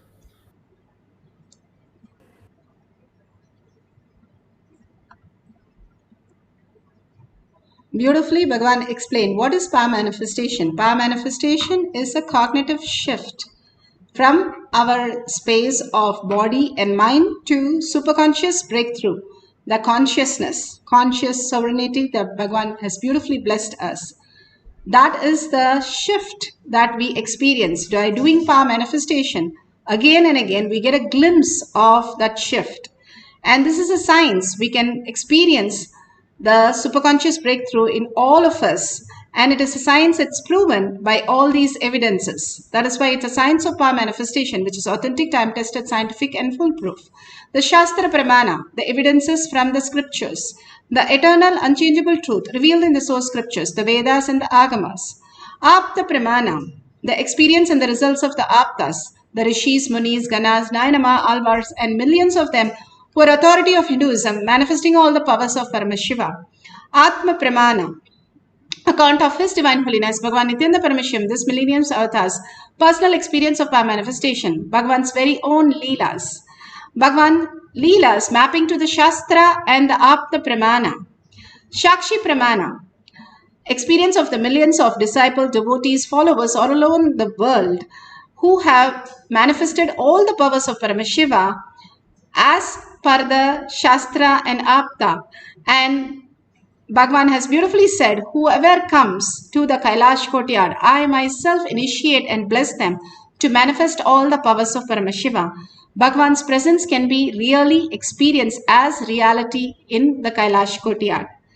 Pratyaksha Pramana, the scientific study measuring the effect of being in the enlightened state. Again and again, Bhagavan beautifully gives us the scientific study to understand that it is also a science where we can experience the thoughtless space. Even if you experience 3 seconds, we can manifest the powers. And when we expand to 21 seconds, Bhagavan says 21 kshanas, we can experience enlightenment itself.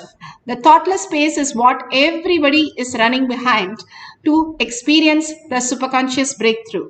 Now we can experience that oneness space as our reality in this power manifestation session today. Let's go to the Shastra Pramana. Shastra Pramana are the eternal, unchangeable truth revealed in the source scriptures, Vedas and the Agamas.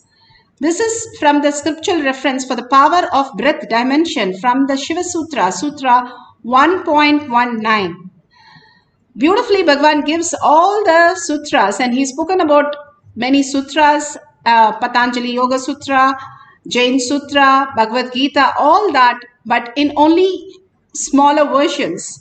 But when it comes to Shiva Sutra, he has spoken on each and every sutra in detail. He says each one sutra is a religion by itself. It has knowledge to become a religion. It's that powerful. So here Bhagavan gives the Shiva Sutra for us to understand the dimensions. Shakti Sandhane Shariro Patihi, Bhagavan Paramashiva says, by aiming and fixing the self on Shakti, uniting in oneness with the supreme power, embodiment of that which is cognized and willed. These are the 4 instructions. Manifest at once as all the dimension, length, breadth, depth, time and space. Understanding these dimensions, how we exist in different dimensions, how we are, who we are, and what is it that I exist. The length is just the verbalization. Only the length forms a verbalization. If you see an ant, it understands only a length and a breadth, probably a paper on or an object on the surface. But if I start piling an object, it doesn't understand the depth dimension. So it thinks that it has vanished. Same way for us, we understand 4 dimensions, length, breadth, depth and time and space. Where is the person, which location and how he exists. And we understand the dimensions, but beyond that dimension, if I have to go to 11 dimensions that Bhagavan says, I do not understand that. I think whether it is Trilanga Swami or Andal or Manika Vachkar and so many great saints have disappeared into the Nataraja or into the Shivalinga because I do not understand how they exist.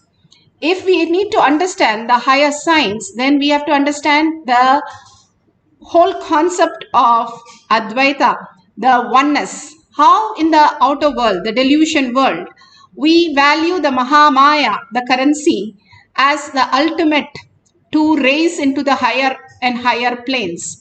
Here in the conscious space, you value, and the only value is, Bhagavan says, the oneness space. How you understand the oneness, you can manifest anything as your reality, because that is the whole key, how we exist as a superconscious being. Once you are able to perceive it, you will be able to manifest any of the reality. It's like you understand the clay doll that the child is playing with is just a clay. You can make any form, anything out of it. You can make a laptop, you can make a cup, you can make a doll, you can make anything, because you understand the clay dough can be used like that. Same way, you're made of consciousness, the conscious sovereignty that you are. If you understand that, you can simply manifest any of the reality. That is what Ramakrishna Paramahamsa says to when there was Arya Samaj and Brahmo Samaj. Brahmo Samaj Keshav, he was one of the greatest person who gave all these great lectures on spirituality. So Ramakrishna Paramahamsa goes to him. He was talking about the formless. We can understand the formless like water, but when you put yourself and give a form, it becomes a form. It becomes ice. Same way, the formless that is there as consciousness can simply manifest as reality when you give a form, a perception to it. That will happen once you understand that how you know about a clay, you should know about the conscious sovereignty. Once you understand conscious sovereignty in your action, words, and your thoughts, you will understand that you do not exist only in the body, but you exist beyond that, and you can also manifest this body as you want. And simply like a clay dough, you can mold yourself or mold anybody that you see or anything that you see, because everything is made of consciousness. And simply in your dream, you are manifesting that. And you are able to manifest in any dimensions and any possibility that you want. Here in the awareness, also Bhagavan says, you can manifest just being in the oneness with Paramashiva. And that Advaita space, that oneness space, that quantum entanglement space with Swamiji, with Bhagavan, we will manifest our reality as the reality that needs to manifest as power manifestation. Now let's move to Apta Pramana. Apta Pramanas are the rishis, munis, ganas, nayanamas, millions of them are authority of Hinduism who have manifested the powers. Here you can see this is from Mahabharata book, Adi Parva, section 2, page 20. So beautifully it says how the Pandavas supposed to be burnt alive by the Kauravas when they were put in the wax museum. Vidura came to know about this whole thing and informs a miner who goes and through his third eye, he's able to dig the whole path underground and save the whole Pandavas, and completely they are safe and fine. The Kauravas think they are dead, but they are completely safe because of the miner exactly dug them out of this place. All these great signs was a reality in those world that also can be a possibility for each one of us to understand the higher signs. Bhagavan beautifully explains in Atma Pramana. It's useless for you and for what you inherited. Life should be built. Life should be built. Especially with a lot of oppositions. That integrates you, I tell you, that integrates you. That makes strong people together around you. Understand, even to live in this campus, you need to be strong. 10,000 times stronger than any society, any person in society.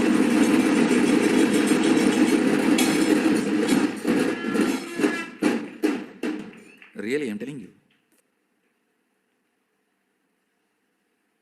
It's not a joke. It's not a joke. Shine punnye madhyalokam vishanti. When punya is lost from Swarga, you come back to Buloka. When will persistence is lost, you leave Kailasa and go back to Buloka.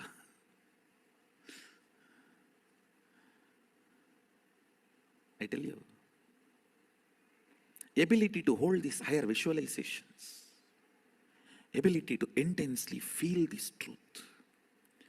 Ability to intensely integrate your being. See, ability of your brain's ability to hold certain visualization and hold certain truths, understand and digest all this are basic tools for liberation and enlightenment and manifesting powers. I am not talking about alcohol, drugs, non-veg, all this from the angle of morality. I am talking about all this from the angle of human beings are losing their tools for living life. It is actually a big conspiracy against the humanity. And even the people who sell, they don't know why they are selling. It is not that all the money they gather with that they are happy. No, it is a large blind spot.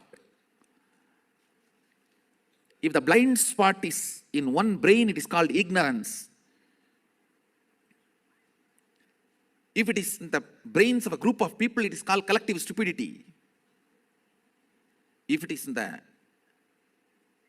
brains of a society,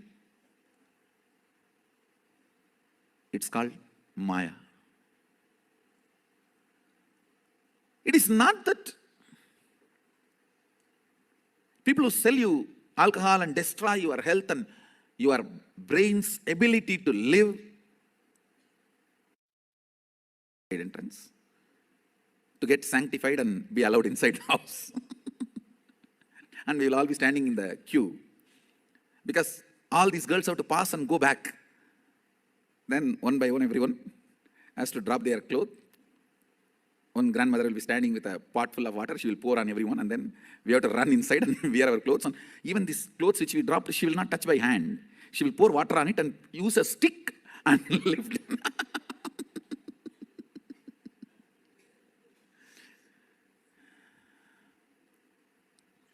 Now when I look, especially when I drive the streets of Tiruvannamalai, I can see cultural genocide. When people stand in dark memories, because of that I am talking about Tiruvannamalai. I know the before and after.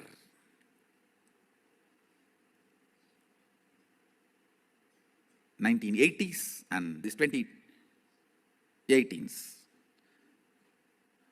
I can see the stark difference. That is why I am talking about Tiruvannamalai. Of course, I am sure all the cities, the same thing is happening everywhere.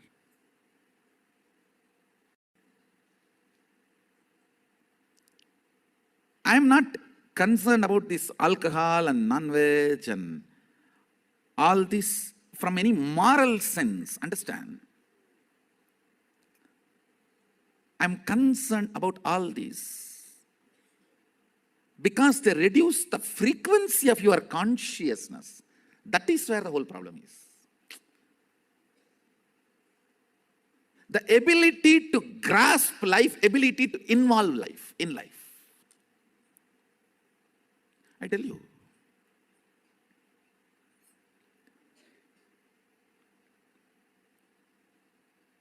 Yesterday I was describing what I call organic healthy brain. If it can understand a verbalization and hold that visualization, I call that as organic healthy brain. If you don't have organic healthy brain, not only you can't become enlightened, you can't be even an ordinary grihastha, understand? It's not that your grihastha means just die in gutter. No. You are a human being, you have life. One of the important things you need to understand, do not push all my teachings on, dump on sannyasis and say, oh, we are grihasthas, we don't need all that. Come on, I am talking to consciousness. Many times we tend to do that. A healthy brain, healthy organic brain, is required to uphold anything and make it successful in your life. Understand? Life is too complicated. Too much of complexities. Yesterday I made a statement. Society will hate you, rate you, judge you, beat you. It will do everything. Beyond that, what makes you stand, that is what you are.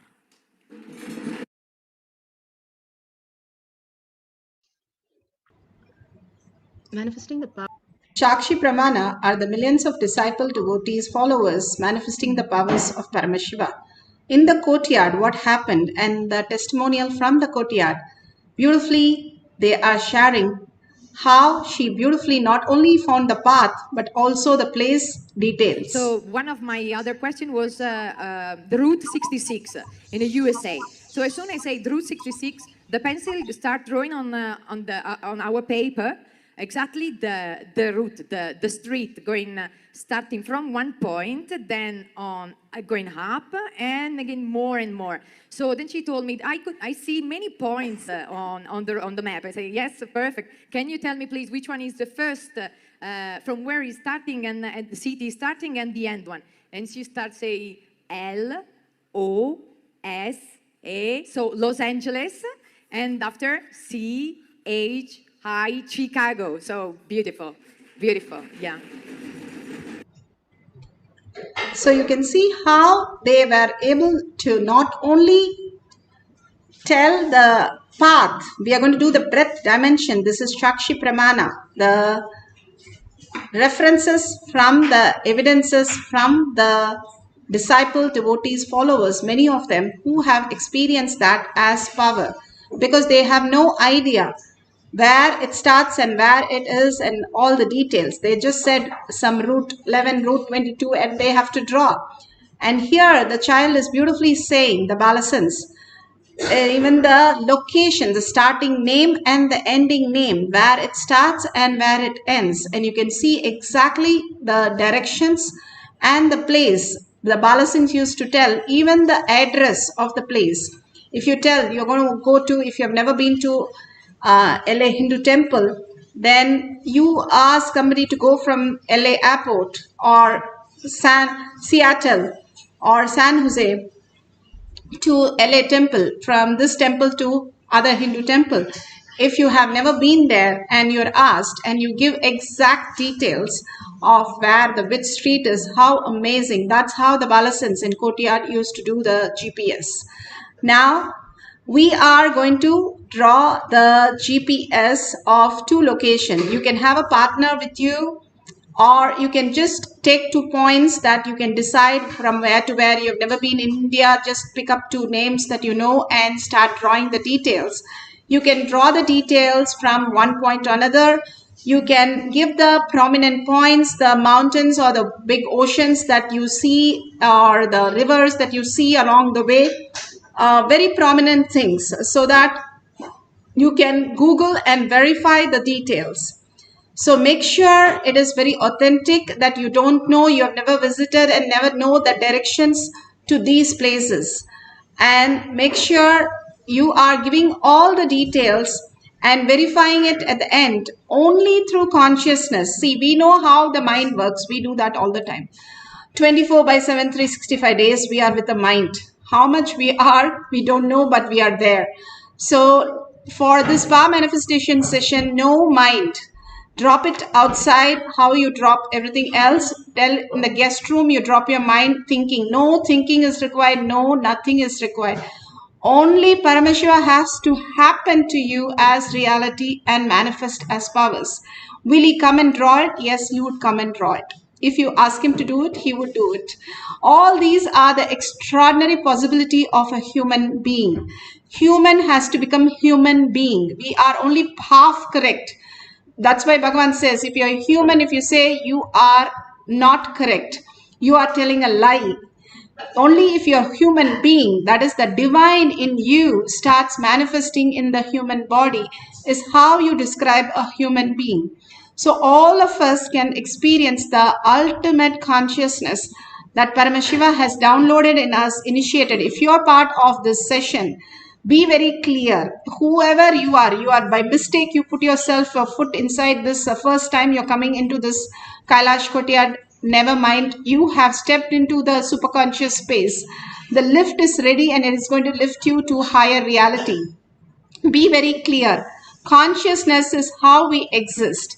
That is conscious sovereignty, that how we exist, the very core of us, the Paramashiva space in us. The more and more you entangle in the quantum space as oneness, and you understand how you exist as an existential reality, you will start manifesting all the powers of Paramashiva. Now we'll get into the deep meditation for 20 minutes, 2 cycles. Before that, if you can take your Kantamala and apply the Jnananjan in your temple and third eye, that will be wonderful. If you can set up your camera, that is awesome. And decide what are the places you're going to draw the map. That will be really beautiful. Now let's get into the instruction that Bhagavan has given to get into the superconscious boat. Conscious sovereignty boat. So here you sit straight with your head, neck and spine in a straight line so that the Kundalini energy not only stays in the lower 3 chakra but also raises to the Anahata and the Sahasrara to manifest all your reality and your third eye itself. Please sit straight, put away your gadgets, put away your mind, put away your thinking, everything out of the way. Only have visualization of Bhagavan and verbalization of his words. All that we need to do is only hold on to that and absolute unclutching from every thought which comes. Na-eti, nothing is there. 14 years, the beautiful story of Swetaketu, he was such a learned person, whether it is Hanuman, here it is Vivekananda or Swetaketu, all were great learned people. When Vivekananda was told about Ramakrishna Paramahamsa, he said, why should I go to a person who doesn't even know to sign? I have read everything, all the scriptures in the world. So that is how they started. When Hanuman first met Rama, he questioned Rama in 9 grammar in Sanskrit to check out that Rama is capable of handling. Understand all these great truths and you'll understand you're also part of that unconscious space. So the 14 years, what he was supposed to do is Swetaketu, na eti, what all he learned, he has to say, no, it is not me, it is not me, it is not me. And finally, he forgot even to count because his guru told after 1,000 cow, come back. His cow came and said, we have become 1,000, please go to your guru. And then he went to his guru and got the blessings, finally initiated into the enlightened space. Final step, the guru will take care when you are ready with your conscious as your space, when you're able to get a thoughtless space. So absolute unclutching from everything, anything that in the deep sleep, even if your hand is broken, you don't remember. Even somebody closest, something has happened, you don't remember. So get to that space, nothing, no guilt about it. You will be only auspiciousness when you unclutch. So hold on to that completely, that I am consciousness, I am Paramashiva, I am Parashakti. Again and again go into that oneness space, entangle with that space, seeing the entanglement of Bhagavan in the superconscious space. When you entangle with Bhagavan, you will start manifesting higher. Chant the Mahavakya till you melt yourself into Paramashiva space. Is this possible? Very much possible. Can water become steam? Yes. If it becomes 100 degrees, it will become steam.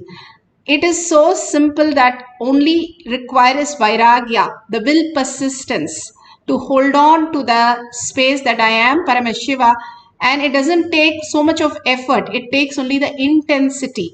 How intense we are when we are inside the water to breathe. That intensity is required in the same manifestation.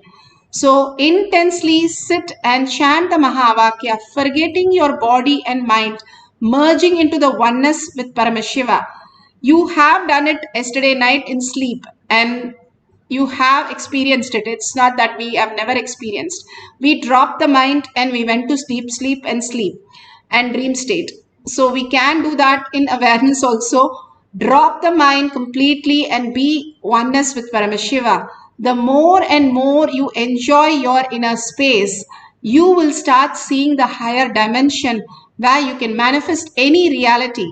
So start chanting the Mahavakya intensely and experiencing the bhava that you are, the 25 heads, 75 eyes and 50 hands, the bhava that you experience. Continuously hold that space, the bhava, how Bhagavan becomes Kalabhairava bhava or the Venkateshwara bhava. Go into that bhava. Entangle with Bhagavan, watching the oneness capsule. Chant intensely that you forget your body and become that oneness capsule itself where you're chanting and you're manifesting the reality. That merging, when it happens, simply manifests as powers. Constantly when we do that, our brain also falls, how it falls into the sleep, it falls into the samadhi and manifest the higher science, higher reality.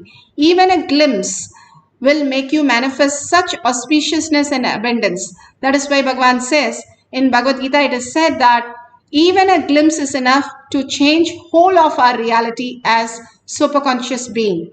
Few seconds, that's all is required, but we will do it for few minutes. Let's start chanting the Mahavakya for manifesting the breath dimension. Whatever Paramashiva says, please draw it or write it. At the end of the cycle, we'll verify it. Let's start chanting intensely into the meditation.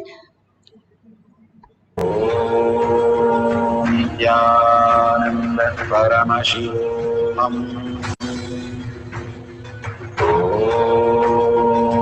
Nithyananda Paramashivoham. Nithyananda Paramashivoham.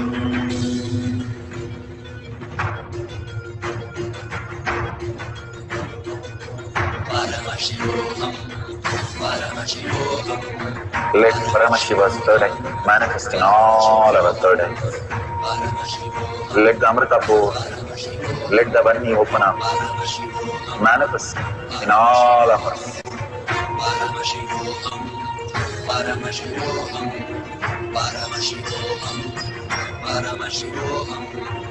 Let Paramashiva overflow, manifest the powers in all our third eyes. Om Nithyananda Paramashivoham.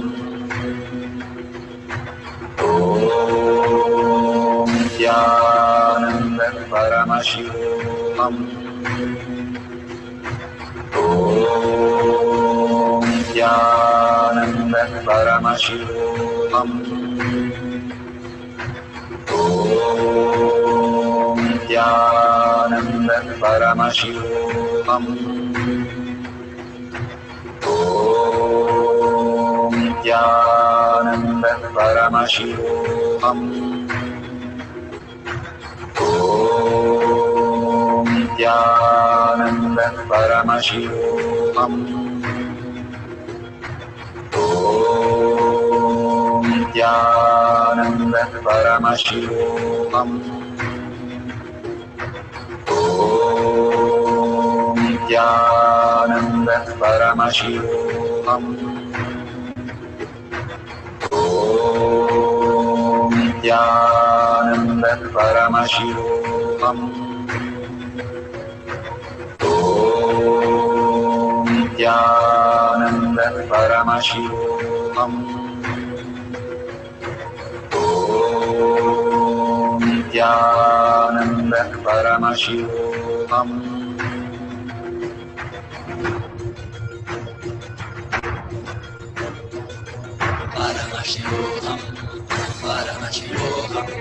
Let Paramashiva's third eye manifest in all our third eyes. Let the Amrita pour, let the Vani open up, manifest in all of us.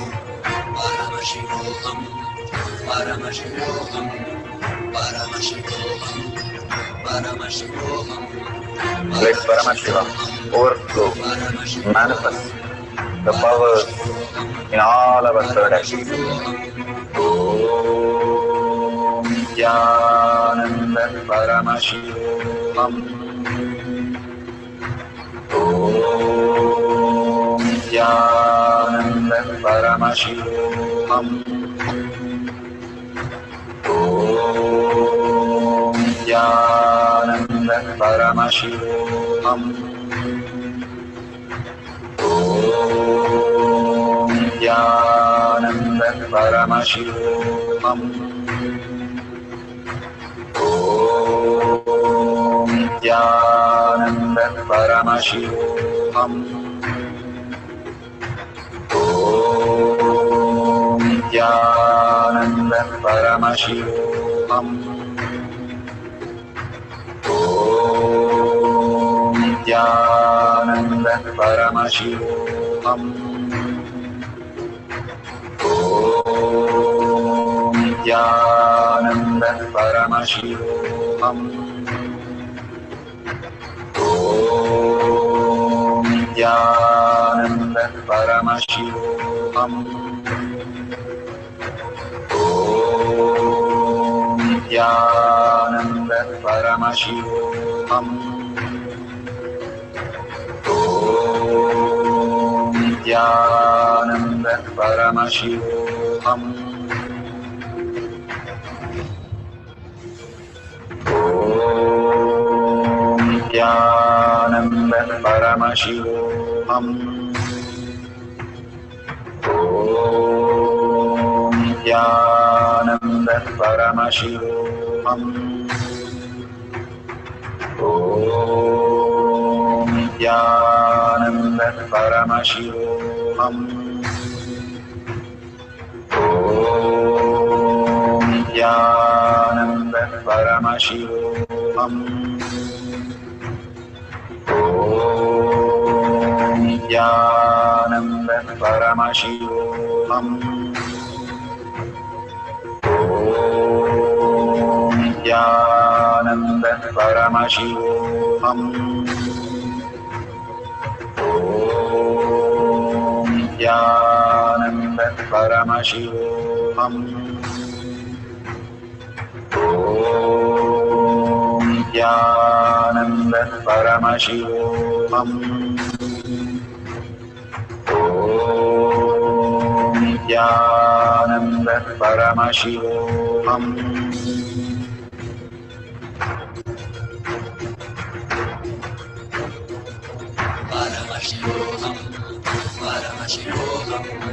Let Paramashiva's third eye manifest in all our third eyes. Let the Amrita pour, let the Varni open up.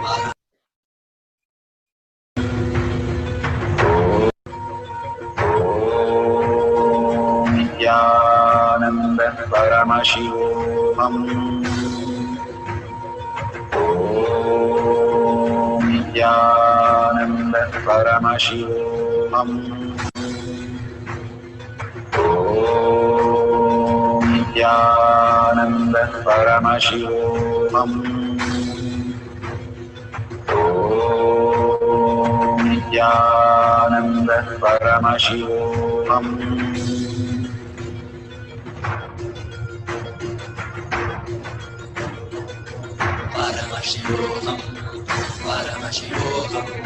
Let Paramashiva's third eye manifest in all our third eyes.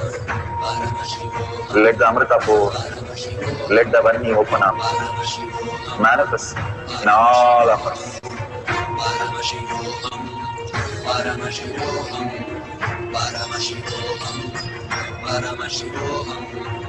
Let Paramashiva overflow, manifest the powers in all our third eyes. Om Nithyananda Paramashivoham. Om Nithyananda Paramashivoham. Om Nithyananda Paramashivoham. Om Nithyananda Paramashivoham.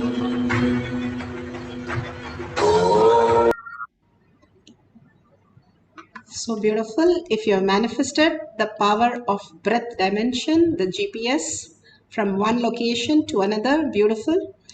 Or if you feel you have not yet manifested, you can pick up another location, another few locations, and write down. All that you need to understand is the very breathing that we are doing is a manifestation. The very being that we are, the body and the mind, is a manifestation. If we are saying that we are not manifesting, first we have to look in what is manifestation. If you understand, when you started walking, you did not walk the first day and say you were born, hi mom, and can I have chocolate milk? Nothing. You did not compare, you did not ask, you did not do anything. You were learning all that first 7 years of your life, to walk, to talk, to understand what is what, who is who, what do we need. Everything you took 7 years of your life to understand. If you see the Balasans, for the first power, they took 3 years to understand and manifest. Will every power take 3 years? No. The first 1 or 2 powers takes time for you to recognize yourself because you're in such delusion of the reality. And you are so caught up with the outer world, you have forgotten who you are. Recognizing who you are might start taking time, the conscious sovereignty in you. And the easiest way, Bhagavan says, is contribute to others' life, because correcting yourself you will not accept, but correcting others you know very well. So when you solve others' problem, when you make others complete or contribute into their life, making them understand Bhagwan's blessing, initiation, satsang, the higher signs basically, up the ladder. If you make somebody, if you can't find a parking lot, they are complaining to you, you take them to your house and say, come, I can show you from my balcony, and there is a parking lot there. It is so easy to spot from a higher point. That is exactly how you contributing in others' life and manifesting as reality. When you are able to solve others' problem, your problems simply vanish because they are nothing but your projection of your reality as them. Each of the Puranas, Bhagavan beautifully says, Devi says, from Devi Purana, from her nails Vishnu and Shiva came. From Vishnu Purana, Shiva and Devi are the Dwarakbalakas. Like each of the Puranas have their own Brahman, their own version of the highest reality. Each one of us are gods and goddesses, Paramashiva and Parashakti. We have forgotten that and we are deluded into ourselves as our identity. We are so and so. But in deep sleep and dream state, we don't know. And when we only come back to this body and this plane that we understand, same way you can drop yourself and merge into oneness with Paramashiva by chanting the Mahavakya, raising the frequency. When you become the thoughtless space, you experience the oneness. Whatever you do is a manifestation and of higher signs, a superconscious space. So understand everything is a manifestation. We took 7 years to understand something. It is not like each one of us going to take 7 years. But just to get a glimpse of what has happened will give you an idea what we do in life. 25 years of our prime life we waste in trying to educate us, which is not of use to anybody anyhow. But we spend all our life. This is even 25 seconds. You are enlightened. You will be the greatest cause for the humanity to have a superconscious breakthrough. So let's get into the depth of what Bhagavan is giving us as power manifestation and start experiencing that, the very reality. First, you understand that you are experiencing all this, and then you will understand that I am consciousness. I am not just a matter, a piece of hand or piece of mouth. I am consciousness, the very reality I am. Like the screen does not get touched by the fire in the movie or the flood in the movie. Same way, nothing in your life can ever touch you. That's why when you're in deep sleep, you're so happy. However great problem you have, you're happy. If somebody is woken up at 2 o'clock in the morning and said 2 hours you have more sleep, you're happy. Even in the worst of your life, even if you're in the war field, you're sleeping, you are happy. You do not remember anything. So understand which is reality. The reality is such that the conscious sovereignty is the very source of who you are. And with that, you have manifested your body, your mind, and all the things that you perceive. Yes, all the things. Yes, all the things. In your dream, I come and so many people come. And in my dream, there's so many people, others are there. But we are dreaming, each of us, in our own way. Same way in this reality also that exists. When we wake up, we understand the higher signs that nothing can be lost, nothing can be taken off, nothing can hurt. We are pure oneness space of consciousness. For us to realize that auspiciousness, Bhagavan gives simple exercise. How you have the simple physiotherapist to take care of big things. Same way, Bhagavan gives a simple glimpse of Paramashiva space that we get soaked into it. Even a little will just pull you. How the small ions kept near the magnet just sucks it in. Same way, you are pulled in, the more and more you start enjoying power manifestation. So let's now start the GPS from 2 locations that you completely don't know, write the names and start drawing it. And at the end of the cycle, you can verify everything. No hurry, we'll have enough time. So now let's get into the deep meditation of oneness and start chanting the Mahavakya, merging into Bhagwan and completely experiencing that oneness. Be in that bhava that you are Parashakti with your 25 heads and 75 eyes, and feeling that oneness, the mother energy in your space, the Paramashiva, the strength that you are who you are, and chanting the Mahavakya continuously. And whatever she gives, please make a note, and at the end we will verify. Let's start chanting. Put away your gadgets, put away your thinking, mind, everything, no doubts. Let's start chanting, unclutch from everything that you know as you. You are Paramashiva. Only that is allowed here. Hold that space and let's start chanting the Mahavakya intensely. Nithyananda Paramashivoham. Om Nithyananda Paramashivoham. Om Nithyananda Paramashivoham. Om Nithyananda Paramashivoham. Om Nithyananda Paramashivoham. Om Nithyananda Paramashivoham. Om Nithyananda Paramashivoham.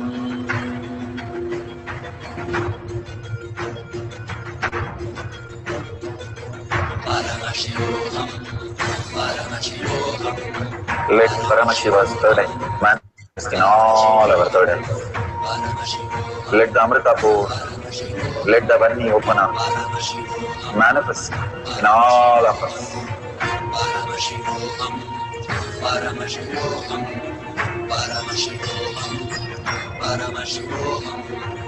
Let Paramashiva overflow, manifest the powers in all our third eyes. Om Nithyananda Paramashivoham. Om Nithyananda Paramashivoham. Om Nithyananda Paramashivoham. Om Nithyananda Paramashivoham. Om Nithyananda Paramashivoham. Om Nithyananda Paramashivoham. Om Nithyananda Paramashivoham. Om Nithyananda Paramashivoham. Om Nithyananda Paramashivoham. Om Nithyananda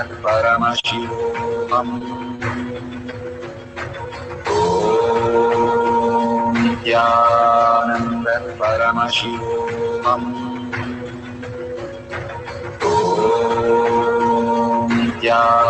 Om Nithyananda Paramashivoham. Om Nithyananda Paramashivoham. Om Nithyananda Paramashivoham. Om Nithyananda Paramashivoham. Om Nithyananda Paramashivoham. Om Nithyananda Paramashivoham. Om Nithyananda Paramashivoham. Om Nithyananda Paramashivoham. Om Nithyananda Paramashivoham. Om Nithyananda Paramashivoham.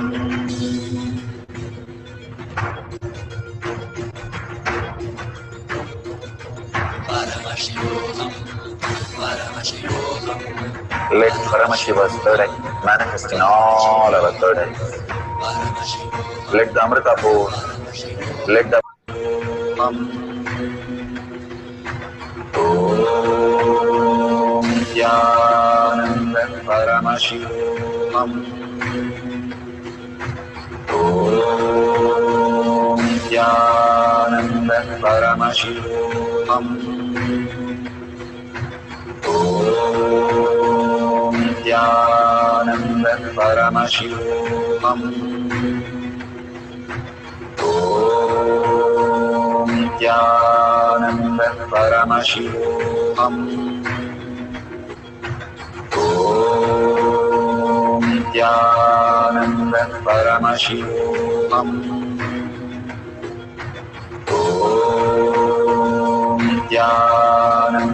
Paramashivoham. Om Nithyananda Paramashivoham.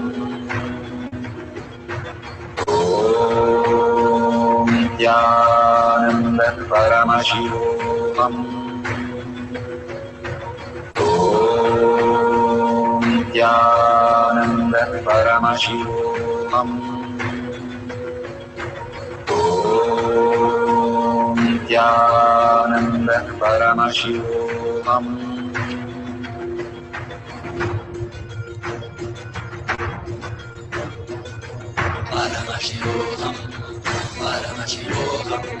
Let Paramashiva's third eye manifest in all our third eyes. Let the Amrita pour, let the Varni open up, manifest in all of us.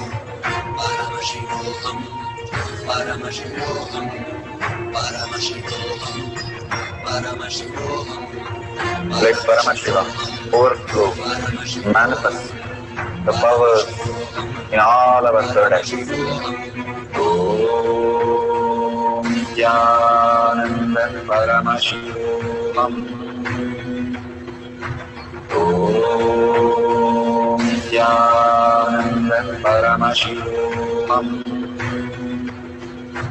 Om Nithyananda Paramashivoham. Om Nithyananda Paramashivoham. Om Nithyananda Paramashivoham. Om Nithyananda Paramashivoham. Beautiful. Whatever you have experienced today as your prasada from Bhagwan, please share it in the Kailasa Manifesting Power session. That is tinyurl.com/power manifestation or your social media. I have manifested everything or I have not. Why should I share it? If you understand that it is easier to complete others when you contribute to others' life and raise them, it is nothing but raising yourself, especially your teamly. That is what collective integrity is all about.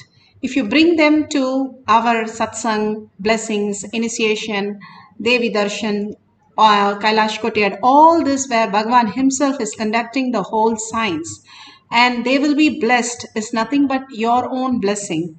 When you start sharing, it is taking only 5 minutes. Bhagavan spends 5 hours making the pre-satsang, satsang, power manifestation, everything to lift you to a conscious space. And here you can spend just 5 minutes thanking Bhagavan.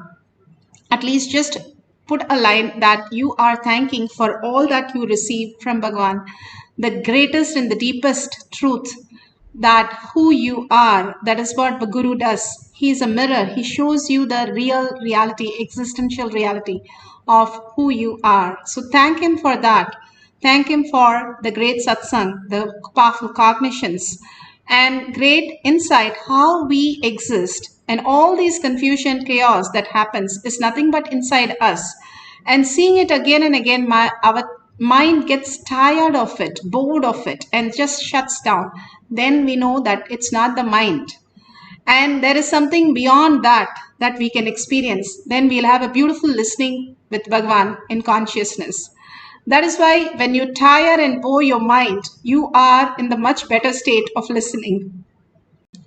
Here, Bhagwan gives us the greatest opportunity to manifest powers. So share your experience in tinyurl.com/power manifestation. And if you see a $sign at the end of the YouTube, you can offer, contribute whatever your currency is. Whenever you contribute again and again and again, your Kailasa inside you starts manifesting.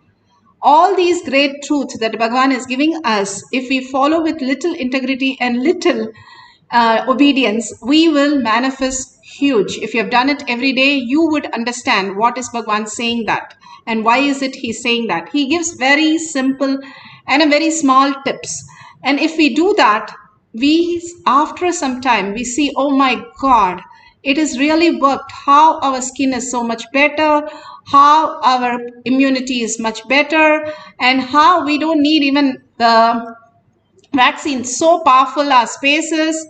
All that we can study now, just following simple integrity and simple obedience, and not get feared by all the outer world reality. So thank Bhagwan and surrender all this powerful cognition and power manifestation to Bhagwan's lotus feet.